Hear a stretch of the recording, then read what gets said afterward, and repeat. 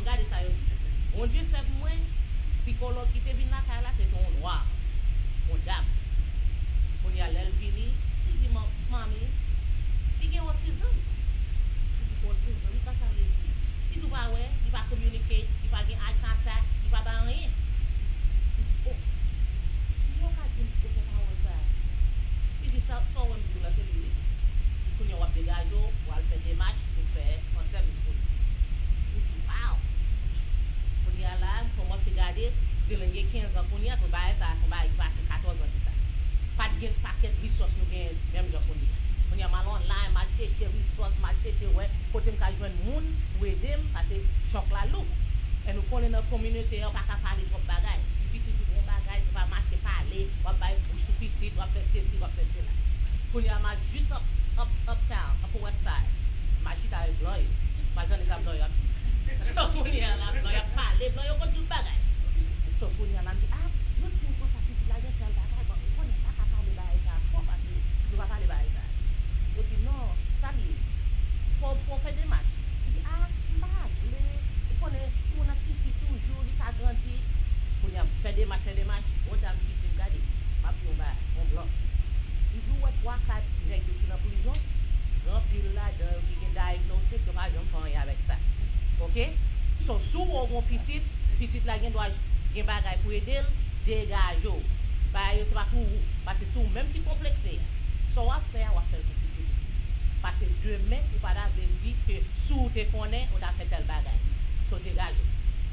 On y a là ma côte marine dit ah mais yo dit comme ça que si vous pas fait bail avec si vous bon pas quel monde qui dans prison bail ça marine dit ah madame bail prison ça dégage fait bail avec monsieur fait monsieur dégager mon bail mon service parce que bail ça est malade so on y a là dit OK on y a démarche à commencer on commence à venir la taille psychological ABA speech therapist bagay on y a une dame qui vient il dit oui c'est moi même qui travaille avec Dylan bon c'est ma travaille avec Dio oui c'est un passant ma binda ma bon fait papier on va prendre signer après ça m'a fait paperwork là dans la machine il dit oh pourquoi c'est comme ça bah je supposé faire il dit oui c'est sous lunch m'a fini m'a essayé faire bah marché m'a fini dans lunch time moi même quand moi égaré il dit OK so chaque elle vient il dit oh pas besoin là non on me déplacer allons l'autre côté qui te travaille petit garçon il dit OK on y a là mal en l'air il est en bas so qu'on y a visite toujours rapide parce que dans lunch qu'on y a là bon les mal côté il dit pas on a parlé là avec Dylan pas tant d'activité il dit pas d'attendre activité Dylan pas parler il dit Dylan pas parler bon parler ou même ça fait pas j'aime tendre on parler avec Dylan non il pas rien tendre il dit ah pas capable prendre lunch qu'on y a là les service coordinator mais sa fille a dit il dit la bon paquet papier il dit non bah il pas fait comme ça ou pas supposé signer rien qui blanche so qu'on va signer fille d'ailleurs il a fait bagage conflict of interest pour dire il a travaillé la bien dans lunch bah il pas fait comme ça so me dit wow me dit OK bon fille ça pas retourner là encore faire des marches voyer l'autre monde venir bagage on y a là l'aime ouais ah bon pas que monde pas venir là il y a bien travailler avec lui il y a bien recevoir bon pas quitter petit garçon comme ça garder là long programme comme un head start parce que c'est dans head start mesdames yo qu'on aller laisse ça là avec d'autres petits monde qui ca aider qui ca ouais d'autres petits monde à développer pour capable développer tout vraiment dans head start là yo prend petit monde ou connaît dans head start for federally funded program for comme si income back but il y a prend 10% petit monde qui a disability c'est bon pour Dylan so Dylan rentre vraiment dans head start là il dégage but son bagay les moun y a bin la kay là yo ta vle Dylan point comme si pour moun monter salve parce que il était comme ça la crier tout le temps yo travaille au paquet moun a rentré blanc noir tout moun a rentré yo pas ka faire Dylan point pour monter ça la faire wow tout paquet moun ça qui vit là c'est pas ka faire petit garçon fait bail ça on y a bon lait une thérapeute qui dit bon moi livre Dylan parce que Dylan te bon paquet on y a regardé livre on y a là le travail avec Dylan t'as pas sorti tu es là avec un petit point on y a l'autre moment monsieur dit viens dans bail on y a monsieur dit Dylan what do you want Dylan point tout le monde est là oui il dit yes congratulations Dylan on y a bah il commence à marcher Marché, qu'on y a là, nous l'autre programme, qui est le William O'Connor. Yo travaille avec Dylan. Yo travaille avec Dylan. So, qu'on y a là, sous bien gardé, Dylan, yo te dit, pas yo te dit, qui pas parler, qu'on y a là, Dylan rentre dans un programme qui est le NES. Ok? NES programme, ça, c'est qui on qui fait. Là, on a commencé, il était dans une série de zones qui pas semblent avec nous. Ok?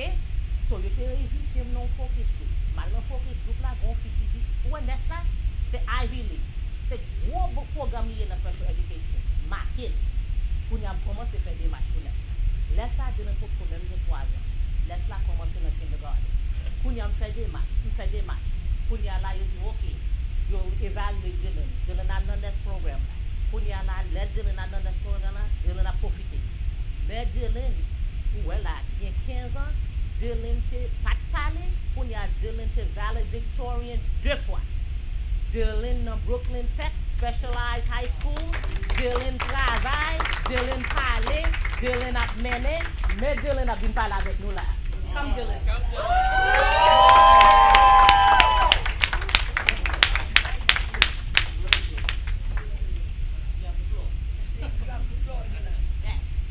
Hi everyone, I'm Dylan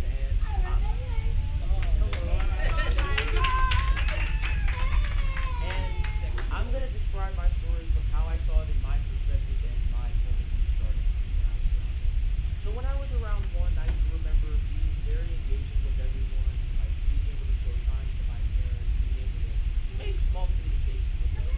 But as I was getting a little bit older, I noticed that like it went from those small interactions to me not really speaking at all. And being a 1-year-old, I didn't really see a problem with that because at that point, most things were catered to me and I didn't really have to worry about having to speak for them. But the problems that I had were that like when I wanted to speak, the words just couldn't come out of my mouth, even though my brain was always functioning and I was always able to hear. So I could remember like being screened by some psychologists and like going to different screenings and then going through all of these tests and going through all of these different tests, but a lot of them just showed that like the same things that I was feeling in my head that I wasn't really able to speak whenever I had thoughts in my head, but they couldn't really come from me verbally. So I can remember at that point going through a lot of different a lot of work with the different psychologists that would come to the house or going through programs, but I even realized at that age that they weren't always working out the best for me. And I remember like my mom always working and always trying to find different people to come to the house that would work with me, and these people would like try their best in order for them to help me. And at that point in my head, the goal was just, these people are here. They're here to help me try getting better. They're here to maybe try making things better. So I just need to go with the flow and just hope that everything works out. And then I noticed as time passed, there were better psychologists that would come to the house to work with me, and there were more goals in place. So, for example, there were goals to point, there were goals to maybe make small signs to my parents to signal what I wanted if I couldn't speak it, or if I couldn't point to what I wanted. And then I noticed that small steps were being taken. So, like, I remember when I was first able to point at what I wanted, I remember being asked, "Oh, Dylan, what do you want?" And I was able to point at something from the fridge that I wanted to eat. So I felt like those small steps were really great for me because they were the first steps that I was able to take to making verbal communications or to improve my circumstances when it came to that kind of thing. And then after I was able to point, the next steps became verbal communication. So my mom came up with the great idea with the people that she was working with that the best step for me to take next was to go to Head Start or go in an environment where I could communicate with other children that were like me. This was so that I could have a model.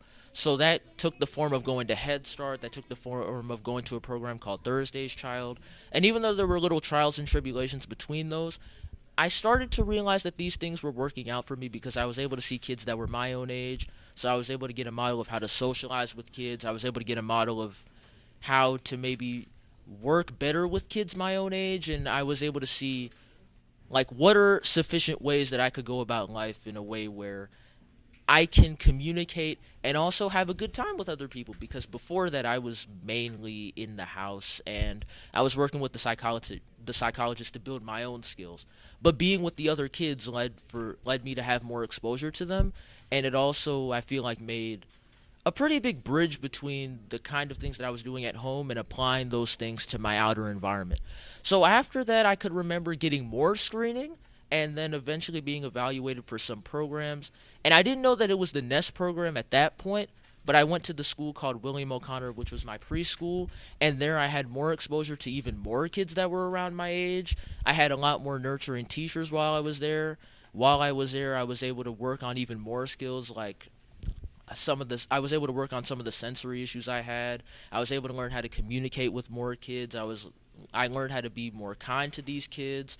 I gained a more nurturing personality towards these kids. And while I was there, I really felt like my skills were really building and that every day that I was there, something good would happen. So going into school, I would always feel good and I always felt like something great was going to be made out of that time while I was there. So then after that, I went to elementary school, and it was a really big transition for me because I didn't really know what to expect. I didn't know like what kind of work would come out of going to elementary school. I didn't know what kind of kids would be at elementary school. I didn't know how the teachers would be. But even from the first day of school, I could see that the teachers were really nurturing and that they were all committed to making my life better and making the situation for me and the general education kids around me better so that there would be no stigmas and that there would be no like mistreatment of me just because I was a little bit different. And the teachers I felt like did a really good job of making the interactions between me and all the other kids really great because there were no labels placed on me and they really made it seem like everybody was able to interact no matter who they were and no matter what kind of disabilities you had or what kind of like no matter what kind of conditions you had around other kids, it would always be easy for you to communicate with them and it would always be easy for you to interact with them on the day to day. So I noticed throughout kindergarten my skills were improving. I was doing better academically as I was introduced to more academic topics in school.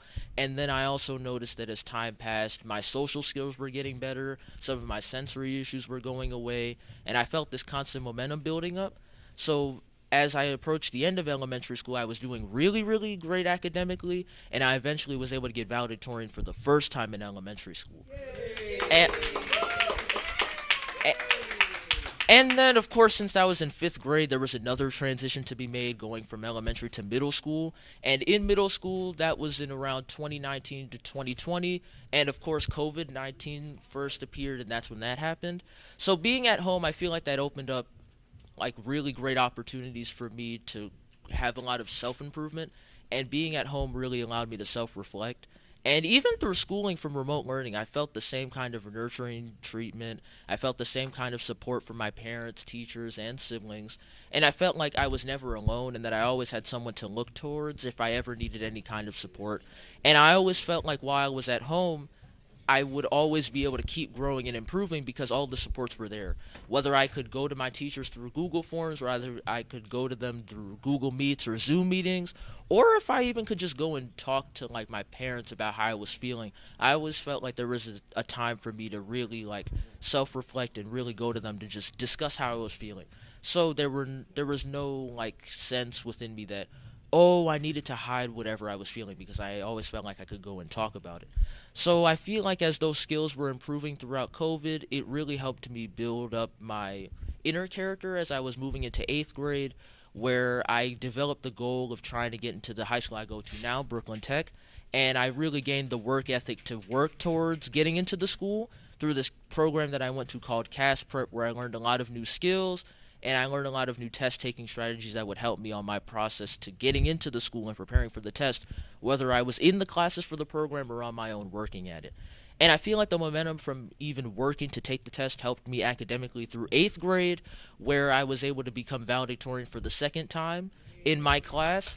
And and a few months before, I also got the news that I got into Brooklyn Tech. So that also made me feel really, really confident in myself and my abilities. And it was true self-reflection for me about how much I was growing and how much I was improving every day.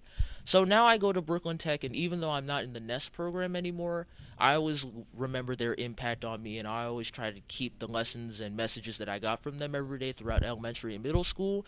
And I also really realized the supports that I was getting and how impactful they were because through the NEST program, I was able to get the ICT setting, which was the integrated co-teacher setting, to provide me all of the support, and I was able to be in an environment where it wouldn't just be kids with autism or disabilities, but I would also be with general education children so that it could help me develop my social skills with them. And it also made me realize that within our own Haitian community, it's really important that we all work together and really try our best to have these support systems, because I feel like if we're all able to work together and really like try advocating for ourselves to go out and take initiatives to find these support systems, we can do what's best for our children and for our next generation so that they don't have to feel alone. They don't have to feel like their like supports aren't really being taken care of, and it can lead to less outbursts, or it can lead to less emotional traumas or less emotional distress. And this model, I feel like, really came from my mom. Is like, when I was younger, she had to go out to find the resources that were best to help me. She wasn't just able to look towards one place and be able to find the supports on the dot. She had to go out and take initiative and really be able to find what was best for me and keep trying through all of the tribulations that she went through. So I feel like that really showed me that as a community, we really need to go out and try our best to find the services and the support systems that could be best for our children. And we also should try to be collaborative with each other so that we can make sure that all of our supports are needed and that our needs of our children are taken care of, because after all, they're our next generation and they're the people that we're going to be looking towards in the future as world leaders, as future citizens, and as future great people in society. So in my opinion, I feel like it's really important that we all just try our best and really work towards finding what's best for our children and making sure that we're always able to stick together and always maintain belief so that our goals can be met in the future.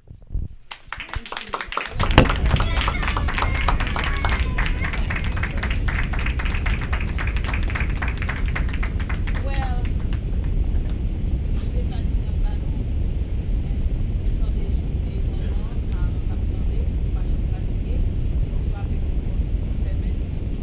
continuer frapper, mais produit, suspendre, comparer tout, parce que nous chaque spécial, nous unique, nous spécial.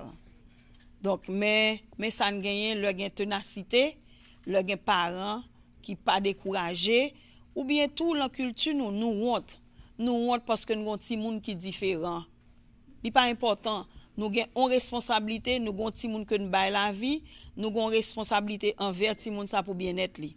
Continuer frapper porte, continuer tout éduquer nous sous condition petite nous. Nous avons diagnostic là mais nous faut que nous éduquer nous qui ça autisme là tant que Lucie dit nous li marcher là l'autre côté yo, parce que li important les ou connecter culturellement. Mais en même temps tout ou pas ka honte. Lucie côté la même culture avec la marcher, li frapper, li demander pour petite li. Donc encore un message en plus parents pour nous continuer nous game toujours dit nous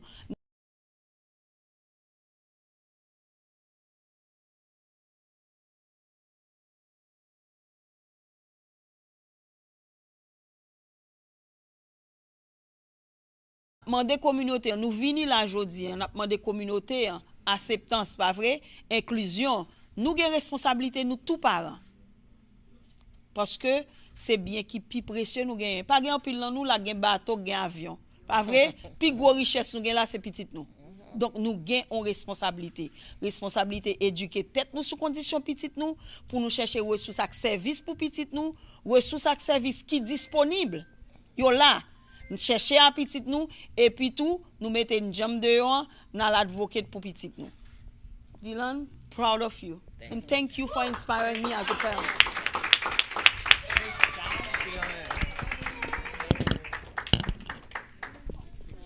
Watch it. Well,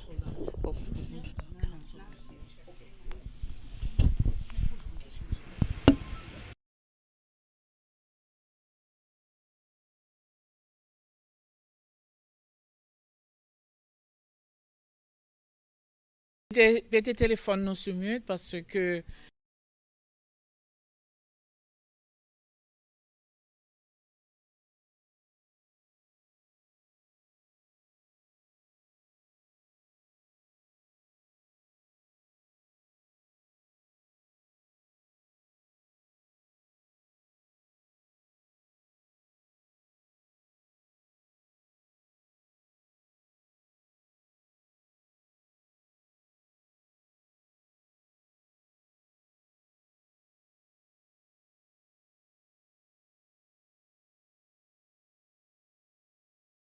Yveline dit que question yo c'est à la fin, d'accord? Mais Kounia, nous avons honneur pour nous gagner avec nous Council Member Rita Joseph. Rita Joseph, c'est lui-même qui chair partie éducation dans le City Council là. Et ça qui est réellement extraordinaire about Council Member Rita Joseph, ils sont éducateurs pour qu'on parle. Avant que l'été arrive dans City Council là, c'est l'école l'été, elle t'a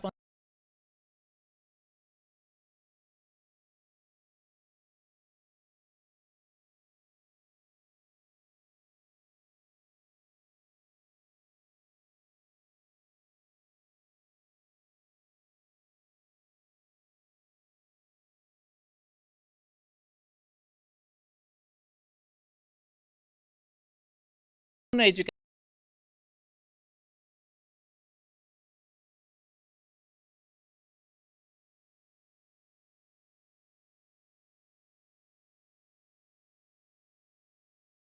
Un peu avec lui, mais ils sont éducateurs, alors c'est éducateur.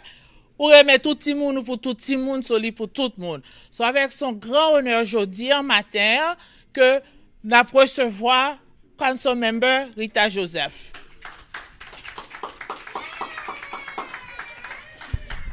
Good morning, everyone. This message is for Dylan. Where is he? Dylan for president. What an incredible young man. I've known him since he was very little, but what a young man he's turned out to be. And he gave you a call to action today. And I hope each and every one of us heard the call to action. He gave us our homework today, and you see, where we're all sitting here, he's either going to be in my seat or somewhere else in the world, but making decisions about us. So his call to action is that we get involved, we stay involved, and we make sure we take care of this generation so they can take care of us. So I love it. Good morning, everyone. Again, bonjour tout le monde. Good morning. I am Councilmember Rita Joseph of the 40th District. This is not my district. This is Honorable Councilmember Farrah Lewis, one of the 4 Haitians in the New York City Council, my sister in government. This is her district, but as the education chair, I oversee the whole system. So before I went to the council, I was an educator for 2 decades. 2 decades. So education is near and dear to my heart. This is my passion. That's what I live for every day. I get up every day and fight for New York City children, and they know my fights. Yolette knows very well. When she sees my hearings, she sees how committed I am to this cause. So I stand before you with a deep sense of purpose, commitment to address a crucial issue within our community, the stigma surrounding autism. Our community is always in denial. As we gather here during Autism Awareness Month, it's imperative that we not only raise awareness, but also take concrete steps. And Dylan said that in his message, towards fostering understanding, acceptance, support for individuals on the spectrum, on the autism spectrum. In many Caribbean communities, we know that, and even Haiti, autism is often misunderstood, stigmatized, or viewed through a lens of ignorance, fear, leading to exclusion, discrimination, and limited opportunities for those affected. The stigma not only affects individuals with autism, but also their families who often face immense challenge in accessing resources. And the tenacity of parents like Lucy, she should write a book on her journey as to how Dylan was able to look at where we are today, Brooklyn Tech. So that means no door should be closed with a child with autism. However, I firmly believe that we have the power to change the narrative. We must come together as a community to educate ourselves, others about autism, dispel myths, promote acceptance and inclusion. Education is the key that begins with each and every one of us. First and foremost, we must prioritize the detection, intervention by raising awareness about signs, symptoms, autism, encouraging timely screening. Sometimes it's too late. As an educator, I saw that sometimes we missed that window when it was time for us to do it. Right? So I want us to make sure we ensure that, and I always make sure that anyone who knows me in the city council fight, our earliest educators I'm fighting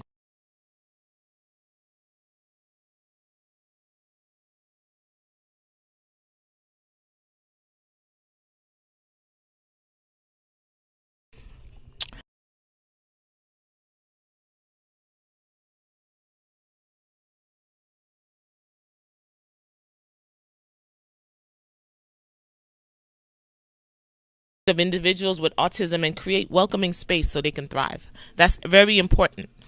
Sensory School in Queens, we have a program that I'm looking to expand citywide. It's an AIMS program where students don't have to leave their school district to go to D75 to get the services while they can get it in the school in their district. So there's a model in Queens that we already visited with Deputy Chancellor Fody. So I'm looking to expand that. And we just opened another one that's where Lucy was in Sunset Park. And I'm looking to expand that model, where kids can go to school together with their siblings. They don't have to separate and travel so far, wait for buses so long while they can be in their community. So that's very important to me. Furthermore, we must advocate increased access to healthcare, therapy, support services for individuals with autism and their families. This includes advocating for culturally responsive policies and funding that prioritize autism research, diagnosis, and treatment. But perhaps most importantly, we must challenge the stereotypes, right? And the prejudice that fuels stigma and discrimination. We must celebrate the unique talents and contributions of individuals with autism and embrace diversity in all forms. As a member of the Haitian American Alliance, as members of the Haitian American Alliance, we have a responsibility to lead by example and champion the changes in our community. Let's come together to break down barriers, build bridges, and understand and create a world where every individual, regardless of neurodiversity, is valued, respected, and given the opportunity to reach their full potential. Thank you again, Haitian American Alliance, and Yolette, thank you for having me. I'll stick around for a few minutes. And 509, thank you, Autism. And thank you for, this is what I mean when I say culturally responsive. Parler créole, comprendre créole, parler. Créole parler, créole comprendre. M'di problème là bien. Dis pour moi, t'as pris. But this is where the culturally responsive come in. Nous parler créole, nous ka parler avec parents, et il y a des parents qui perdent tout parce que anglais pas première langue yo. So yo toujours intimidé pour aller joindre service pour ti moun yo. So c'est une bagay, so c'est un barrière lié faut retirer. OK? So merci tout le monde, merci d'être qui m'était là.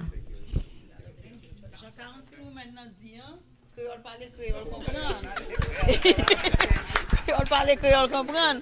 46 nan parents, 46 maintenant campé devant nous là, il dit ça il a intention faire pour communauté nous, pour ne pas voyager, pour ti moun yo pas séparer. But guess what parents, nous gen outils en main nous. Parce que gen de leur on machine marché, mais gen de leur qu'on besoin petit booster. So, là nous fait activité ça yo souvent yo tendez nous, faut inviter nous. Nous pas arrêter cacher, nous pas sauter dehors. Faut que nous sorti, nous fait activité ça souvent, yo même tout parce que yo gen travail, yo gen responsabilité. Faut nous bay travail pour faire. Il dit qui projet gagne de l'école, il difficile l'on ti moun spécialement le fait fret pour ti moun séparé avec sibling la voyager longue distance, tandis que yo ka établi de programme dans district que ti moun nan yé. Au nom de AUTISM 509, tout parents, moi dis merci. Moi si nous rencontrer deuxième fois, c'était l'autre activité encore promote éducation, mais nous disons merci, nous pourrons porter nouvelle et c'est première conférence AUTISM 509 ici de New York. C'est pas dernier parce que ni Lucie ni Marjorie, c'est visage AUTISM 509 en New York. Donc je dis encore son stepping stone. Nous connecter, pas gain déconnecter pour AUTISM 509. Yes. And then parents apprendre que ou gen council men avant, council women avant. Monsieur que gen l'autre ou gen Haitian American Alliance avant. Regardez tout le monde ga avant parents ou pas pour corps. Donc on continue à avancer. Merci. Okay. Oh, it's March, yeah. Okay. Well, watch. Well. Moi songe en 2007-2008, l'homme commençait à oser mettre pied dehors. Parce que parents leur bon diagnostic, moi-même toujours dit moun leur te bon pam nan, c'est tant que la game non piscine 20 pieds plein de l'homme pas qu'on nager. Pendant la piscine vient pas qu'on nager, on crier, ou demander bon Dieu pour qui ça c'est où, est-ce que docteur a raison, ou fait tout ça. Et pendant ce temps, on nager on gon ti moun dehors en captant nous. Il besoin ressources, il besoin service. Et c'est comme ça, me connecter en premier parent, première fois me connecter en parent haïtien, m'étais content. Oh, gon haïtien et puis you n'a connecté avec l'autre. C'est comme ça parent haïtien ça connecter mon superbe maman. on superbe, she's a tiger. Pour ti moun li yo li pa jouer. Nous tande li gen un seul garçon gen autisme, mais li pa jouer pour ti moun ki gen autisme en communauté. She's like that. Looking for resources, for services. And I met her. L'on parle première fois, tant qu'on me dit nous, depuis 2 parents à parler, téléphone toujours déchargé. Nous tellement parler, nous crier, et nous fait un pile voyage tout dans les Nations Unies. L'on a célébré en International Autism Awareness Day. Parents ça les Marjorie Dienstag. Donc c'est un honneur pour moi pour me présenter on moun captare un collaborateur, on amis et puis tout qui visage Autisme 509 en New York. Bon quitter Marjorie présenter tête nous. On nous même parents fait connaissance. Tant qu'on dit son maillon en plus, son chaîne nié, on l'autre link, on superbe parent Marjorie Dienstag.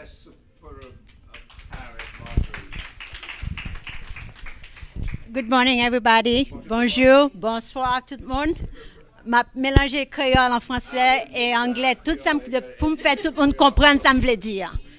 So, KB, avec. My name is Marjorie Dienstag, and I am a mayoral appointee on the school board. I represent what we call the 75, which is the special needs department, and I speak for all the children. But you have to understand,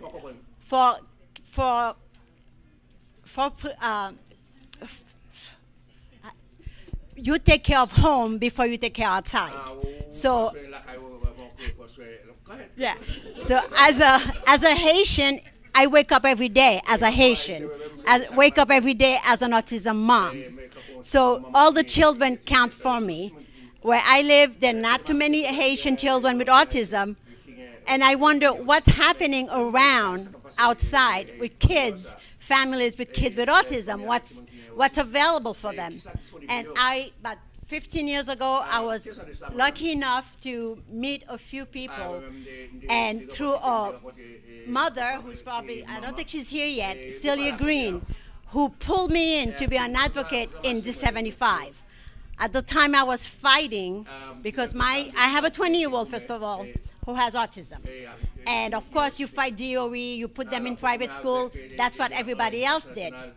But that wasn't the best solution. I had to pay a babysitter to pick up my other child at a regular school and another one to be at home to drop when the school bus come to drop the other one, because I couldn't be at 2 places at the same time. So I became an advocate against Board of Ed to put D75 special needs schools in our community. I was successful.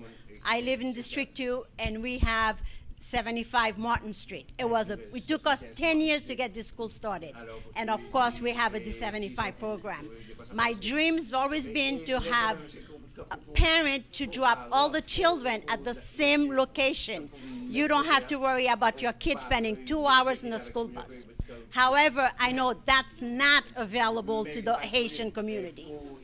What people don't understand, children with autism, Lucy explained it, Evelyn explained it. We all know what autism, it's the same thing, but everybody experiences it a different way. What your kid has, the success one kid may have, doesn't reflect all of them. So I'm not fighting for the high functioning or the low functioning. My goal is to have all children with autism one day become at least, when I mean at least, that's the minimum, that's the bottom, to be semi-independent. And ultimately to be independent. If they cannot be independent, we know that all children are not going to be independent one day. But at least we know that they will be able to do certain things where when we, the parents, are no longer around, we'll have a peace of mind that my kid can eat, my kid can dress himself, my kid can show you where he has pain. And this is the goal. We take them at the bottom and we're going to elevate them. And that means what's happening in the Haitian community? Who's looking out for us? Who's speaking out for us, for the children? We need our voices together. And that's why Autism 509, we want to get the community together, educate the parents, make sure that we support each other. Support is a big thing because every day when you wake up, you don't know what's going to happen with your kid. I got to tell you, as a mother, you want to give up. You don't want to wake up. We are zombies. We walk around not knowing what tomorrow is going to be, or at the end of the day, if the school's going to call you. That's why we need our own support. The other communities have it. Why not us? Why not us? Together we can do it. And for the community that's in Haiti, I don't know what's available there, but we, Autism 509, we're going to do our best to work together with you guys out there. Reach out. Whoever can do something, please bring another parent with you.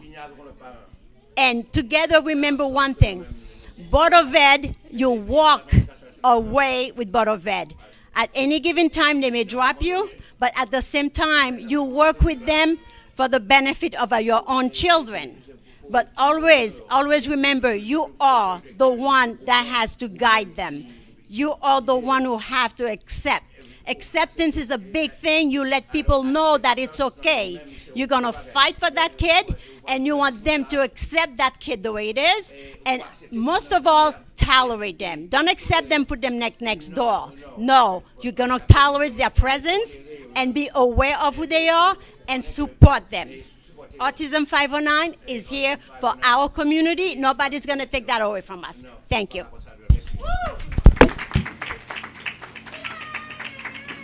Well, bagay pour me dire non, moi je dis tout bagay mettre aller. Well, merci Marge encore. Nous pas gain en pile organisation parce que en général qui ça passé, spécialement le c'est disabilité, nous pas gain en pile organisation spécialement pour autisme. Nous pas gain en pile nous même haïtiens là autisme, nous toujours invités, nous pas jamais organizer. Nous toujours invités d'aller et qui ça passe le d'aller pas gain connexion faite. Connexion culturelle là, c'est pas seulement l'anglais non, connexion culturelle là, ça veut dire on parler et ou pas comprendre, nous pas connecter, le plus souvent nous parents, nous retourner là quand nous plus frustrés que avant. Donc encore Jean-Marc dit autisme là, li là pour le rester. Jodi c'est jour connexion en fait là. Parents, il y a pile parents là que me fait rencontrer jodi a. Je rencontre nous première fois par an, mais les parents là, 5-6 ans que n'a parlé, n'a collaboré. C'est jodi me rencontrer yo. Donc nous prenons main, Jean nous dit dans autisme 509, nous prenons main, nous marcher dans système là avec. Qui ça nous fait? Nous éduquer communauté nous sur autisme, nous supporter parents yo, nous militer avec yo pour nous ba j'arrête pour yo sortir représenter petit yo dans société. Moi je dis tout bagaille. Donc nous te gon l'autre panélistes, l'autre parents encore, qui Jeanne Petit, qui malheureusement, 2 jours avant voyager, vini jodi, li perdu papa. Et nous, Jeanne a regardé nous là, malgré ça sur Facebook Live, nous dit Jeanne merci, Jeanne son super parent, c'est un autre membre Autisme 509 qui l'en South Miami. Et faut me dire nous tout, l'homme de que de Florida, Modge New York, et puis peut-être un parent qui sur Facebook là Pennsylvania ou bien qui Rhode Island cap garder dire moi-même autisme 509 c'est un coup musique lié, li tout partout. Nous gen parents Chili, République Dominicaine parce que qui ça passe? Autisme c'est même bagaille yo.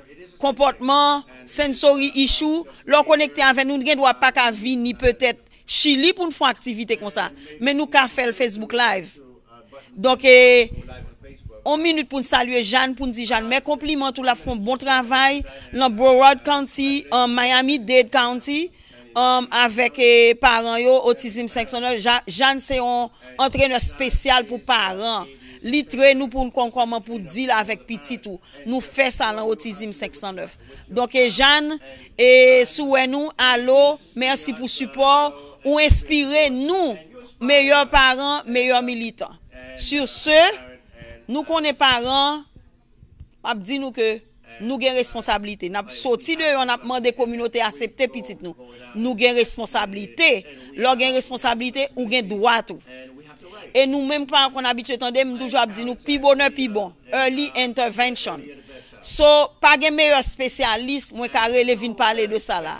Droit ou gagner comme parent et puis pi bonheur pi bon early intervention. Donc sur ce m'a présenté nous Madame Yolette Williams, la vient parler nous de droits nous parents, early intervention, et très important, AIP qui constitution nous parents. Merci. Bon, moi t'ai présenté tête moi avant ça comme directrice organisation Haitian American Alliance of New York là. Mais moi pas dit nous tout que moi t'ai une carrière de 30 ans à travailler dans Board of Education, dans spécial éducation. Qu'on travaille dans l'école et ensuite moi travaille dans CSE, tout parent qui gagne petit comme ça CSE, c'est Committee on Special Education. Et c'est là que est responsable dans chaque district pour Timoun. Cela veut dire que early intervention. Et autant de ça, Lucie dit ou Timoun Dylan, très bonheur, l'aile à l'écaille, docteur, il peut développer, il te joint une aide pour lui. C'est un bail qui est très très important. Parce que les Timoun a développé, il y a des fois c'est pédiatre là qui est l'enfant. Et il y a pile fois si Timoun n'a pas parlé, pédiatre là dit pas inquiété, la guettant la parler, il y a un Timoun qui parle ta. Ou bien parents yo gen des fois qu'on dit et comme ça papa parler l'aile de en retard. Mes amis, c'est vrai, mais gen aide pour Timoun parce que pi bonheur que redresser un bois capante puis bon là puis bon là j'ai une intervention pour aider parce que Timoun nan gon gens pour le développer pour lui râler pour lui parler pour lui marcher et si Timoun nan retard même leur parler à pédiatre là si pédiatre la dit que pas inquiéto songez c'est aux parents c'est aux maman c'est aux connaît parce que instant maternel là ou ka fait plus bon diagnostic parfois que médecin leur senti gon bagay qui pas correct. Cela veut dire que depuis ti moun nan fait, ça dépend qui ça ti moun nan gagné, gen aide pour lui. Parce que ti moun qui fait avec bonheur tant que gagné un Down syndrome, ça yo ka fait diagnostic là très bonheur. Depuis ti moun entre la caille, il gagne early intervention pour lui. Early intervention it's from birth pour juste les ti moun nan gen 3 ans. Gen programme ou k'ap voye ti moun nan et en même temps ti moun nan ou capable faire thérapie sur vin la caillou pour yo évaluer pour yo faire. Gen des fois parents pas veulent accepter, yo gen difficulté pour yo accepter. Ouais Lucie, s'il t'écoute moun, nous pas gen Dylan jodi. Pas écouter moun, pas rien que pour nous gen stigmatisation pour what? Parce que les timoun nan fait, des fois timoun nan fait, les gon ti difficulté qui capable aider, qui capable redresser, les gen intervention correcte pour aider. So pi bonheur ou prend plus chance ou gagner réellement pour réhabiliter timoun ça. So c'est early intervention. Et pas quitter moun di nou non, pas quitter barrière, pas quitter papa, des fois Mario, des fois madame yo tout. Yo dit pas que petit moun nan yo pas fait stigma, pas aucun stigma que les ti moun nan gagné qui capable conduire avec toute Restville. Si que nous pas fait intervention pour nous aider ti moun nan, c'est là ça ti moun nan gon problème. So c'est ça qui est le early intervention nan. OK, et early intervention nan pédiatre ou cap font recommandation ou bien gen plusieurs centres dans gros l'hôpital yo, gen la downstate, gen la NYU child study, gen tout partout côté yo k'ap fait évaluation. Et là a fait évaluation pour ti moun nan. Qui évaluation?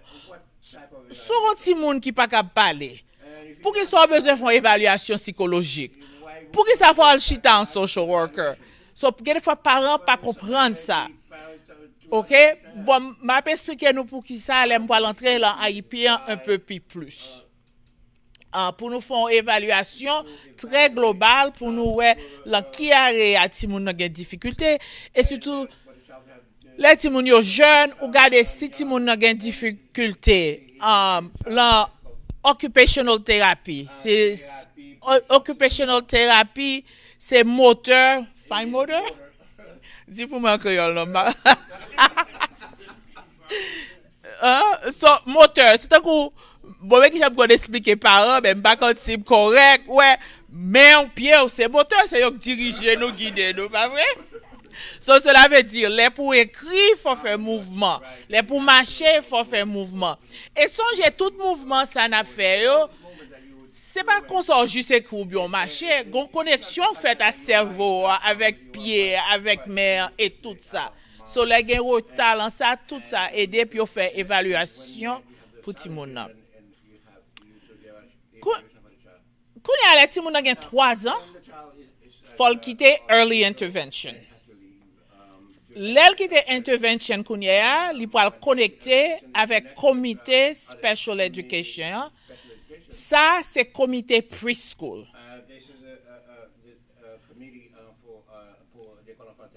Un CPSE, Committee of Preschool. So, coup de là, pour parents commencer pour moun qui était responsable de early intervention, non service coordinateur, pour yo référer ti moun nan bay comité spécial là.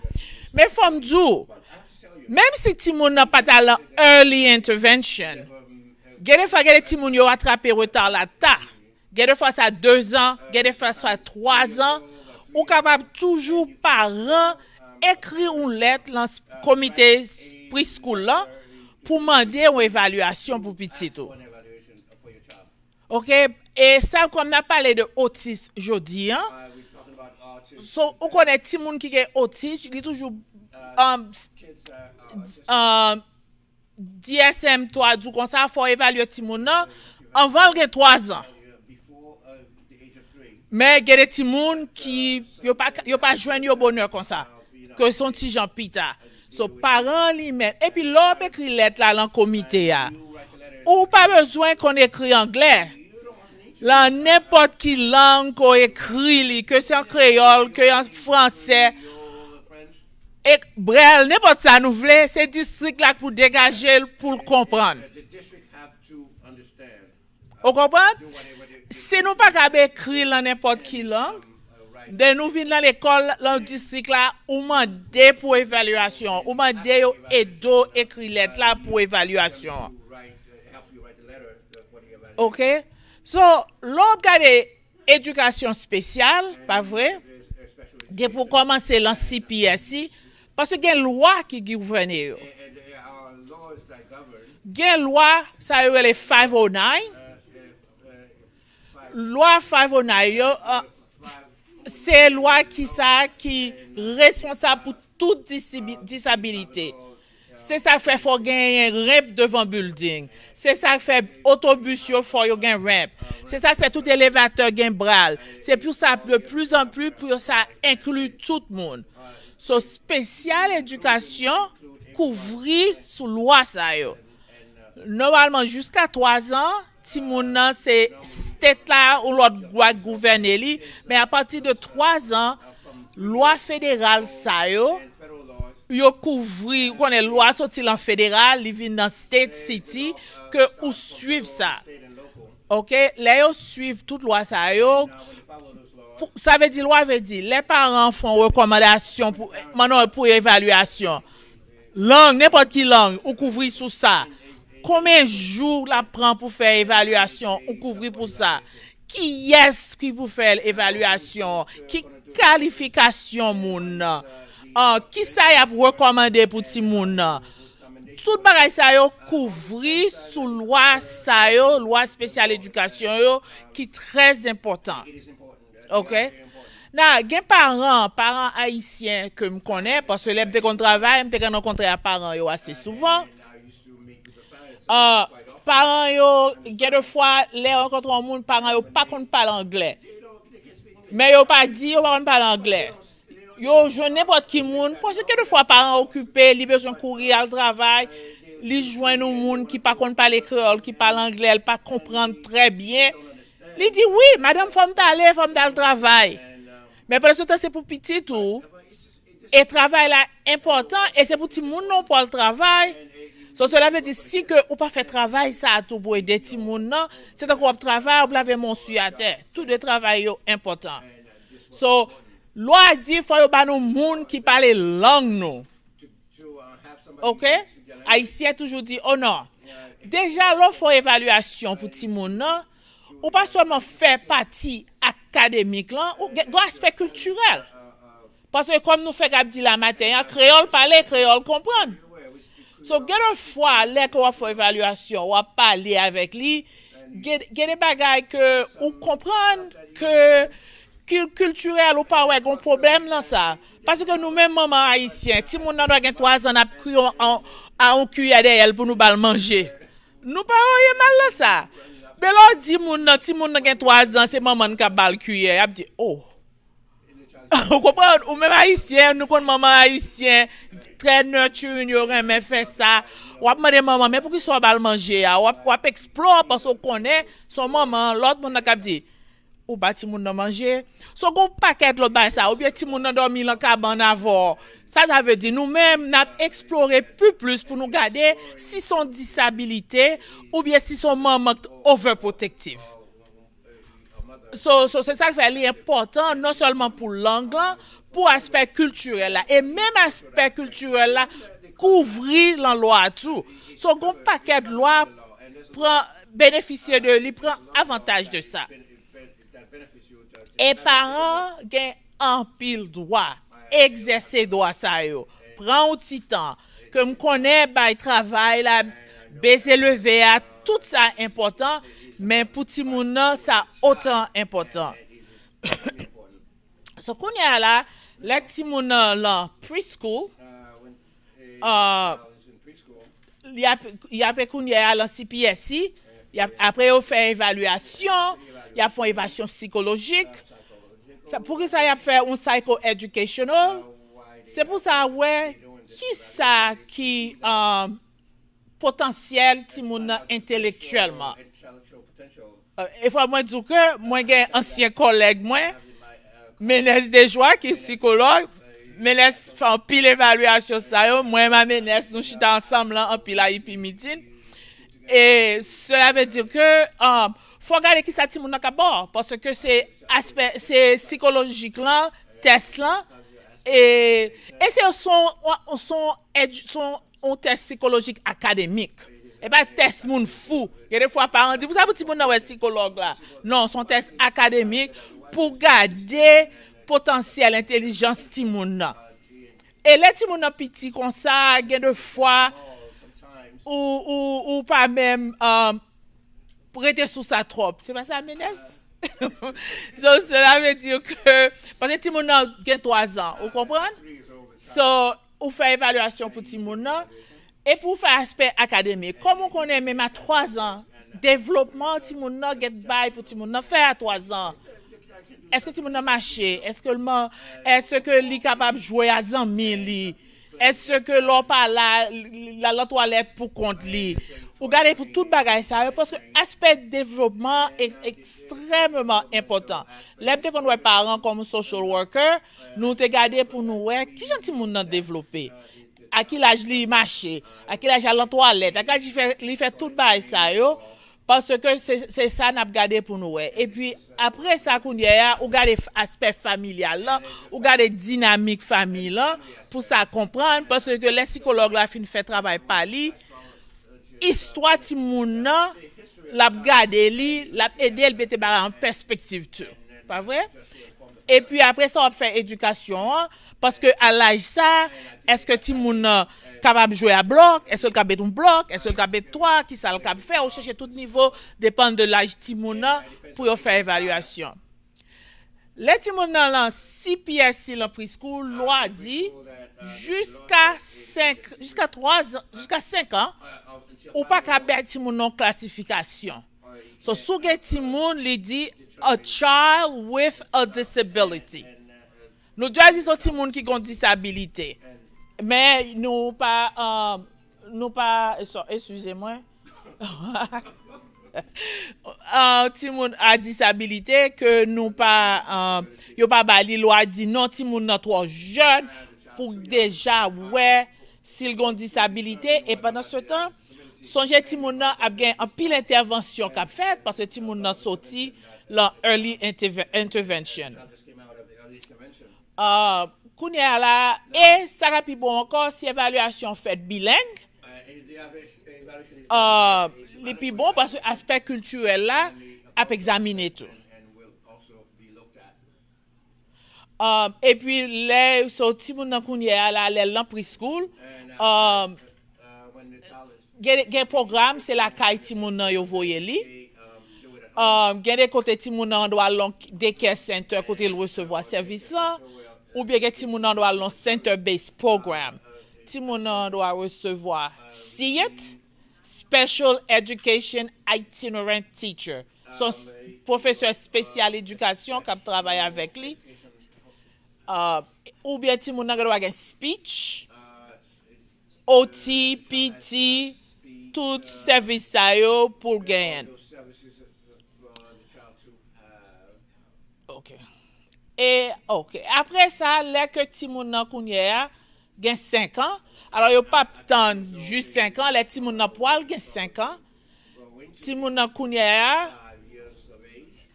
pour aller articuler le articulate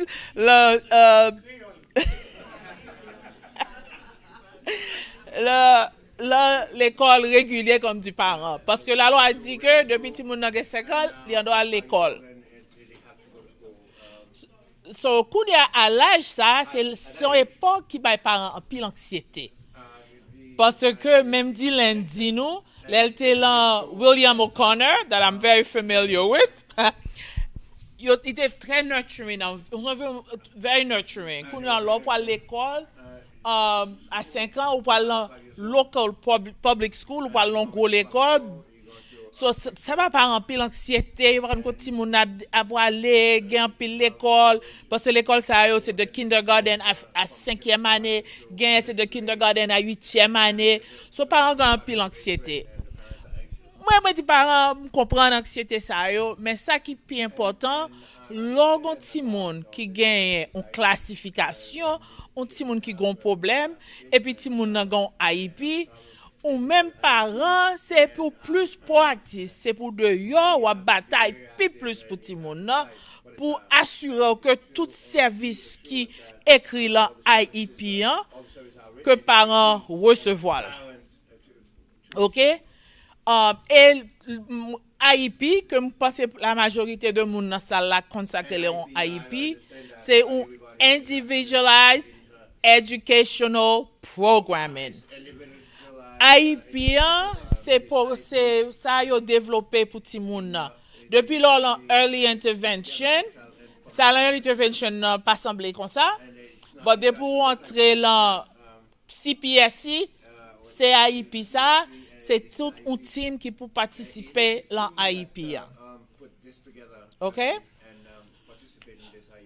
So, kounya là, l'on regarde IEP ça, IEP est clair. Moi t'ai oublié dire nous, you know job moi t'ai gen board of education. Moi t'ai qu'on fait litigation pour spécial éducation. OK, so cela veut dire parents gen droit. IEP ça qui écrit si programme qui recommandé dans IEP mais langage là it was not well thought out to provide meaningful progress. Tu sais tu as traduit pour moi. Traduit encore. Oh, mais ça. Oh, that was good. Okay, so cela veut dire que parents ont droit pour demander un hearing, impartial hearing. Okay, so cela veut dire que en même temps tout, gain procédure. So nous même parents yo, nous toujours yo voyer ba nous les a ouvert kati moun nan procedural safeguards, right? Nous connait yo? Nous connait procedural safeguard, OK parents là? Oh, il va pas possible. Nous va jamais procedural safeguards? Well, yes. Yes, thank you. At least 2 parents. You must have, that's the law, c'est loi. Faut yo ba nou procedural safeguard. C'est ça pour montrer procédure là. Qui veut dire comme ça. Mais combien de jours pour faire cas ouvert jeudi hein? Parce que nous recevons cas, yo claqué. Dans 30 jours, faut get un IEP meeting. Alors 30 school days. 60 jours, faut déjà offrir nous un programme. OK, si ça pas fait procedurally, il y a une offense.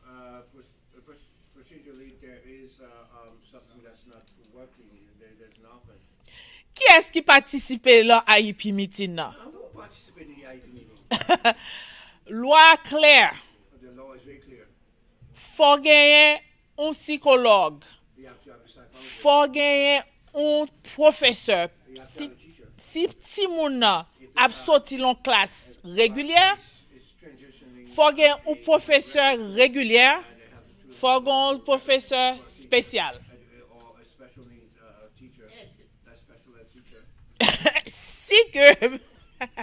si que ti moun a déjà l'en special ed class, faut classroom professeur participer. Si son cas initial, social worker a folle là. So, ça veut dire que parents, c'est clé. Faut parents présents. Mais en même temps, si on veut inviter parents pas venir, parents pas notifiés, parents pas demander changer date, IEP a fait sans parents. Parce que songez que moun yo vle rete en compliance. Yo gen pression ça tout. Mais ces derniers temps, comme tout parent a un téléphone sou yo, parfois y a téléphoné parents. Kounye a comme gen Zoom, comme pas là encore, yo ultimement pile meeting fait sous Zoom. So parents, prend temps. Si nous pas capable là, donner la peine pour nous dire changer date là.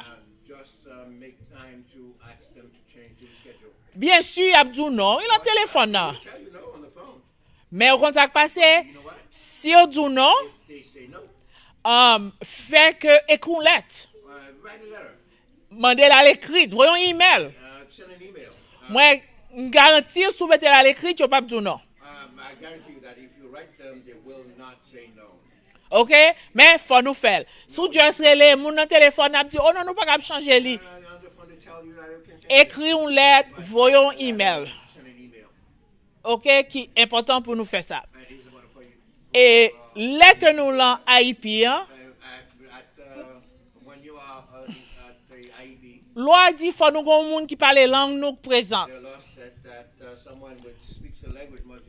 Alors si pour moun nan là, faut depuis au commencement nous t'ai identifié que nous besoin créole. Nous te parlons social worker parler créole. Gè ça yo fait home language survey pour ti moun nan, montrer créole parler kay ti moun nan.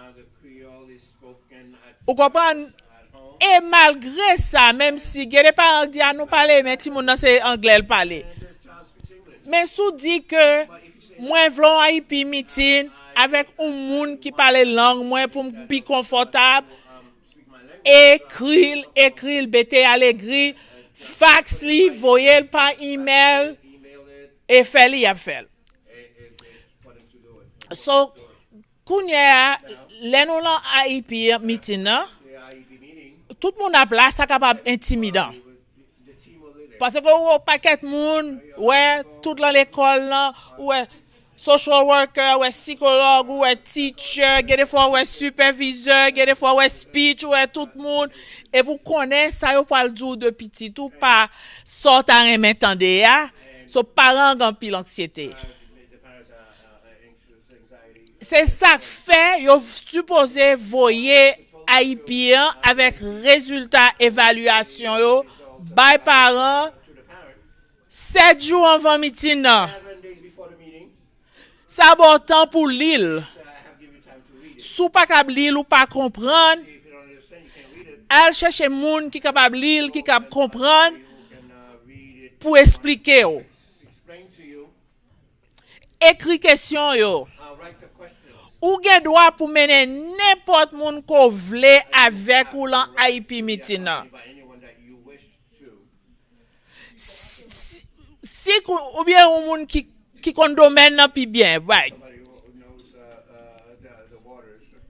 Si qu'on y a en même temps tout que les que parents lan IP meeting nan IB meeting. yo qui lors la IP meeting nan que yo fait oh I'm sorry I was a little distracted. Les que la IP meeting nan yo ba son écoute m'te non edem non. It's okay. And then la IP meeting nan les parents vini que la IP meeting nan faut que tout moun là si pas ouais si parent kounye la li pas d'accord à ça yo recommandé lan IP hein Not in alliance with what he's ou gen droit pour dire pas d'accord You can say you can. ou gen droit discuter c'est pas parce que tout moun yo c'est professionnel yo c'est éducateur et puis ou même ou pas contre qui ça ou a dit non ou gen droit dire c'est pas ça moi la caille moi pas d'accord les leçons vini mais qui ça lié so parent gon paquet droit so en même temps tout les que yo ou pas d'accord yo cap pas changer sort pense au tavle hein. They have a right not to change it. What exactly you want. Parce que en même temps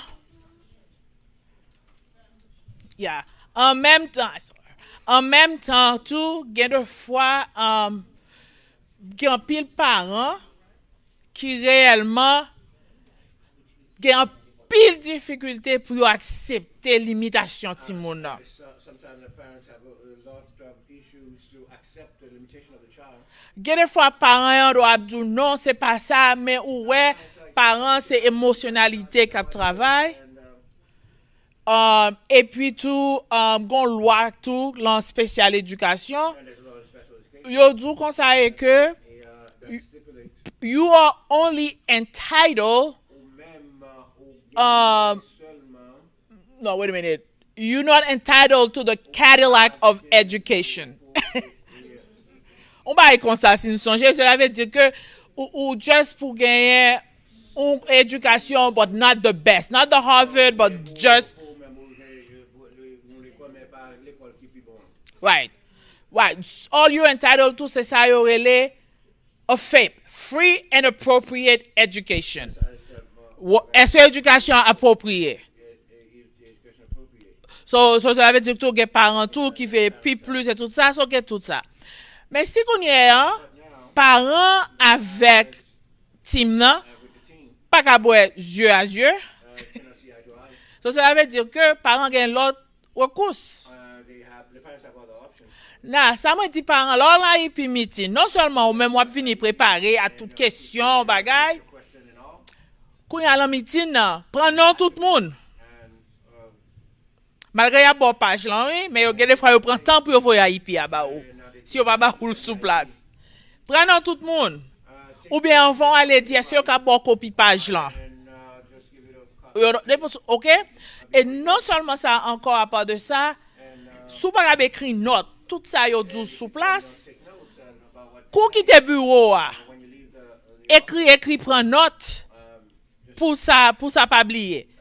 Parce que l'aime tout gen recours si toutefois ou pour aller dans impartial hearing, while in your séance OK? Ou a pas obligé songer tout bagay sa yo, qui moun qui là, qui ça qui t'est passé, ça moun nan dit et tout ça pour ça connaît li important pour faire ça. that's important for you to do that. Kounya alors on doit demander une mediation avant ça. Moi toujours dis parents fait tout deux à la fois. Faire mediation, faire impartial là parce que partial il n'a pas plus de temps. So kounya la, l'on fait mediation nan. Mediation nan konnen l'on parle en médiation. Ou pas gagner tout sauvé, ou pas perdu tout sauvé. Gon sorte de compromis pour le faire. C'est ça en médiation. Et des fois, ça a pile succès. Parce que des fois, les parents fâchés, ça ont petit gens descend là. Des fois, l'école là pas veut des parents tout. So des fois, médiation quand pile succès. Mais des fois, les médiations pas gain succès ou pas perdre du temps parce qu'on a déjà demandé un partial hearing. Kounya, un partial hearing for un jeune avocat. Gain pile monde privé qui fait, public qui fait le gratis. Donc, advocates for children, lawyers, legal, something. Y a toujours une liste par parent tout, la safeguard yo, qui bon liste avocat qui ka représenter parents gratis. So, moun sa yo le plus souvent, li prend temps pour aller, pour qu'on le ba fait gratis, li toujours pour un petit temps. Mais si un avocat ça yo prend, yo très effectif, yo travaille en pile pour parents. OK? So kounya après ça, quel autre avocat qui privé on doit consulter yo quand même. Avocat on doit bal un petit retainer pas prendre pile comme blanc devant. S'il pense au bon cas, la prend cas parce que si l'elle gagne, board of ed a payé avocat. So pas quitter manque d'argent fait nous pas joindre un avocat privé. OK? Et puis avocat pense au bon cas, avocat après réellement prend cas et puis board of ed a rembourser à la fin. Et même lors gain cas ou gain hearing, ça prend un pile temps.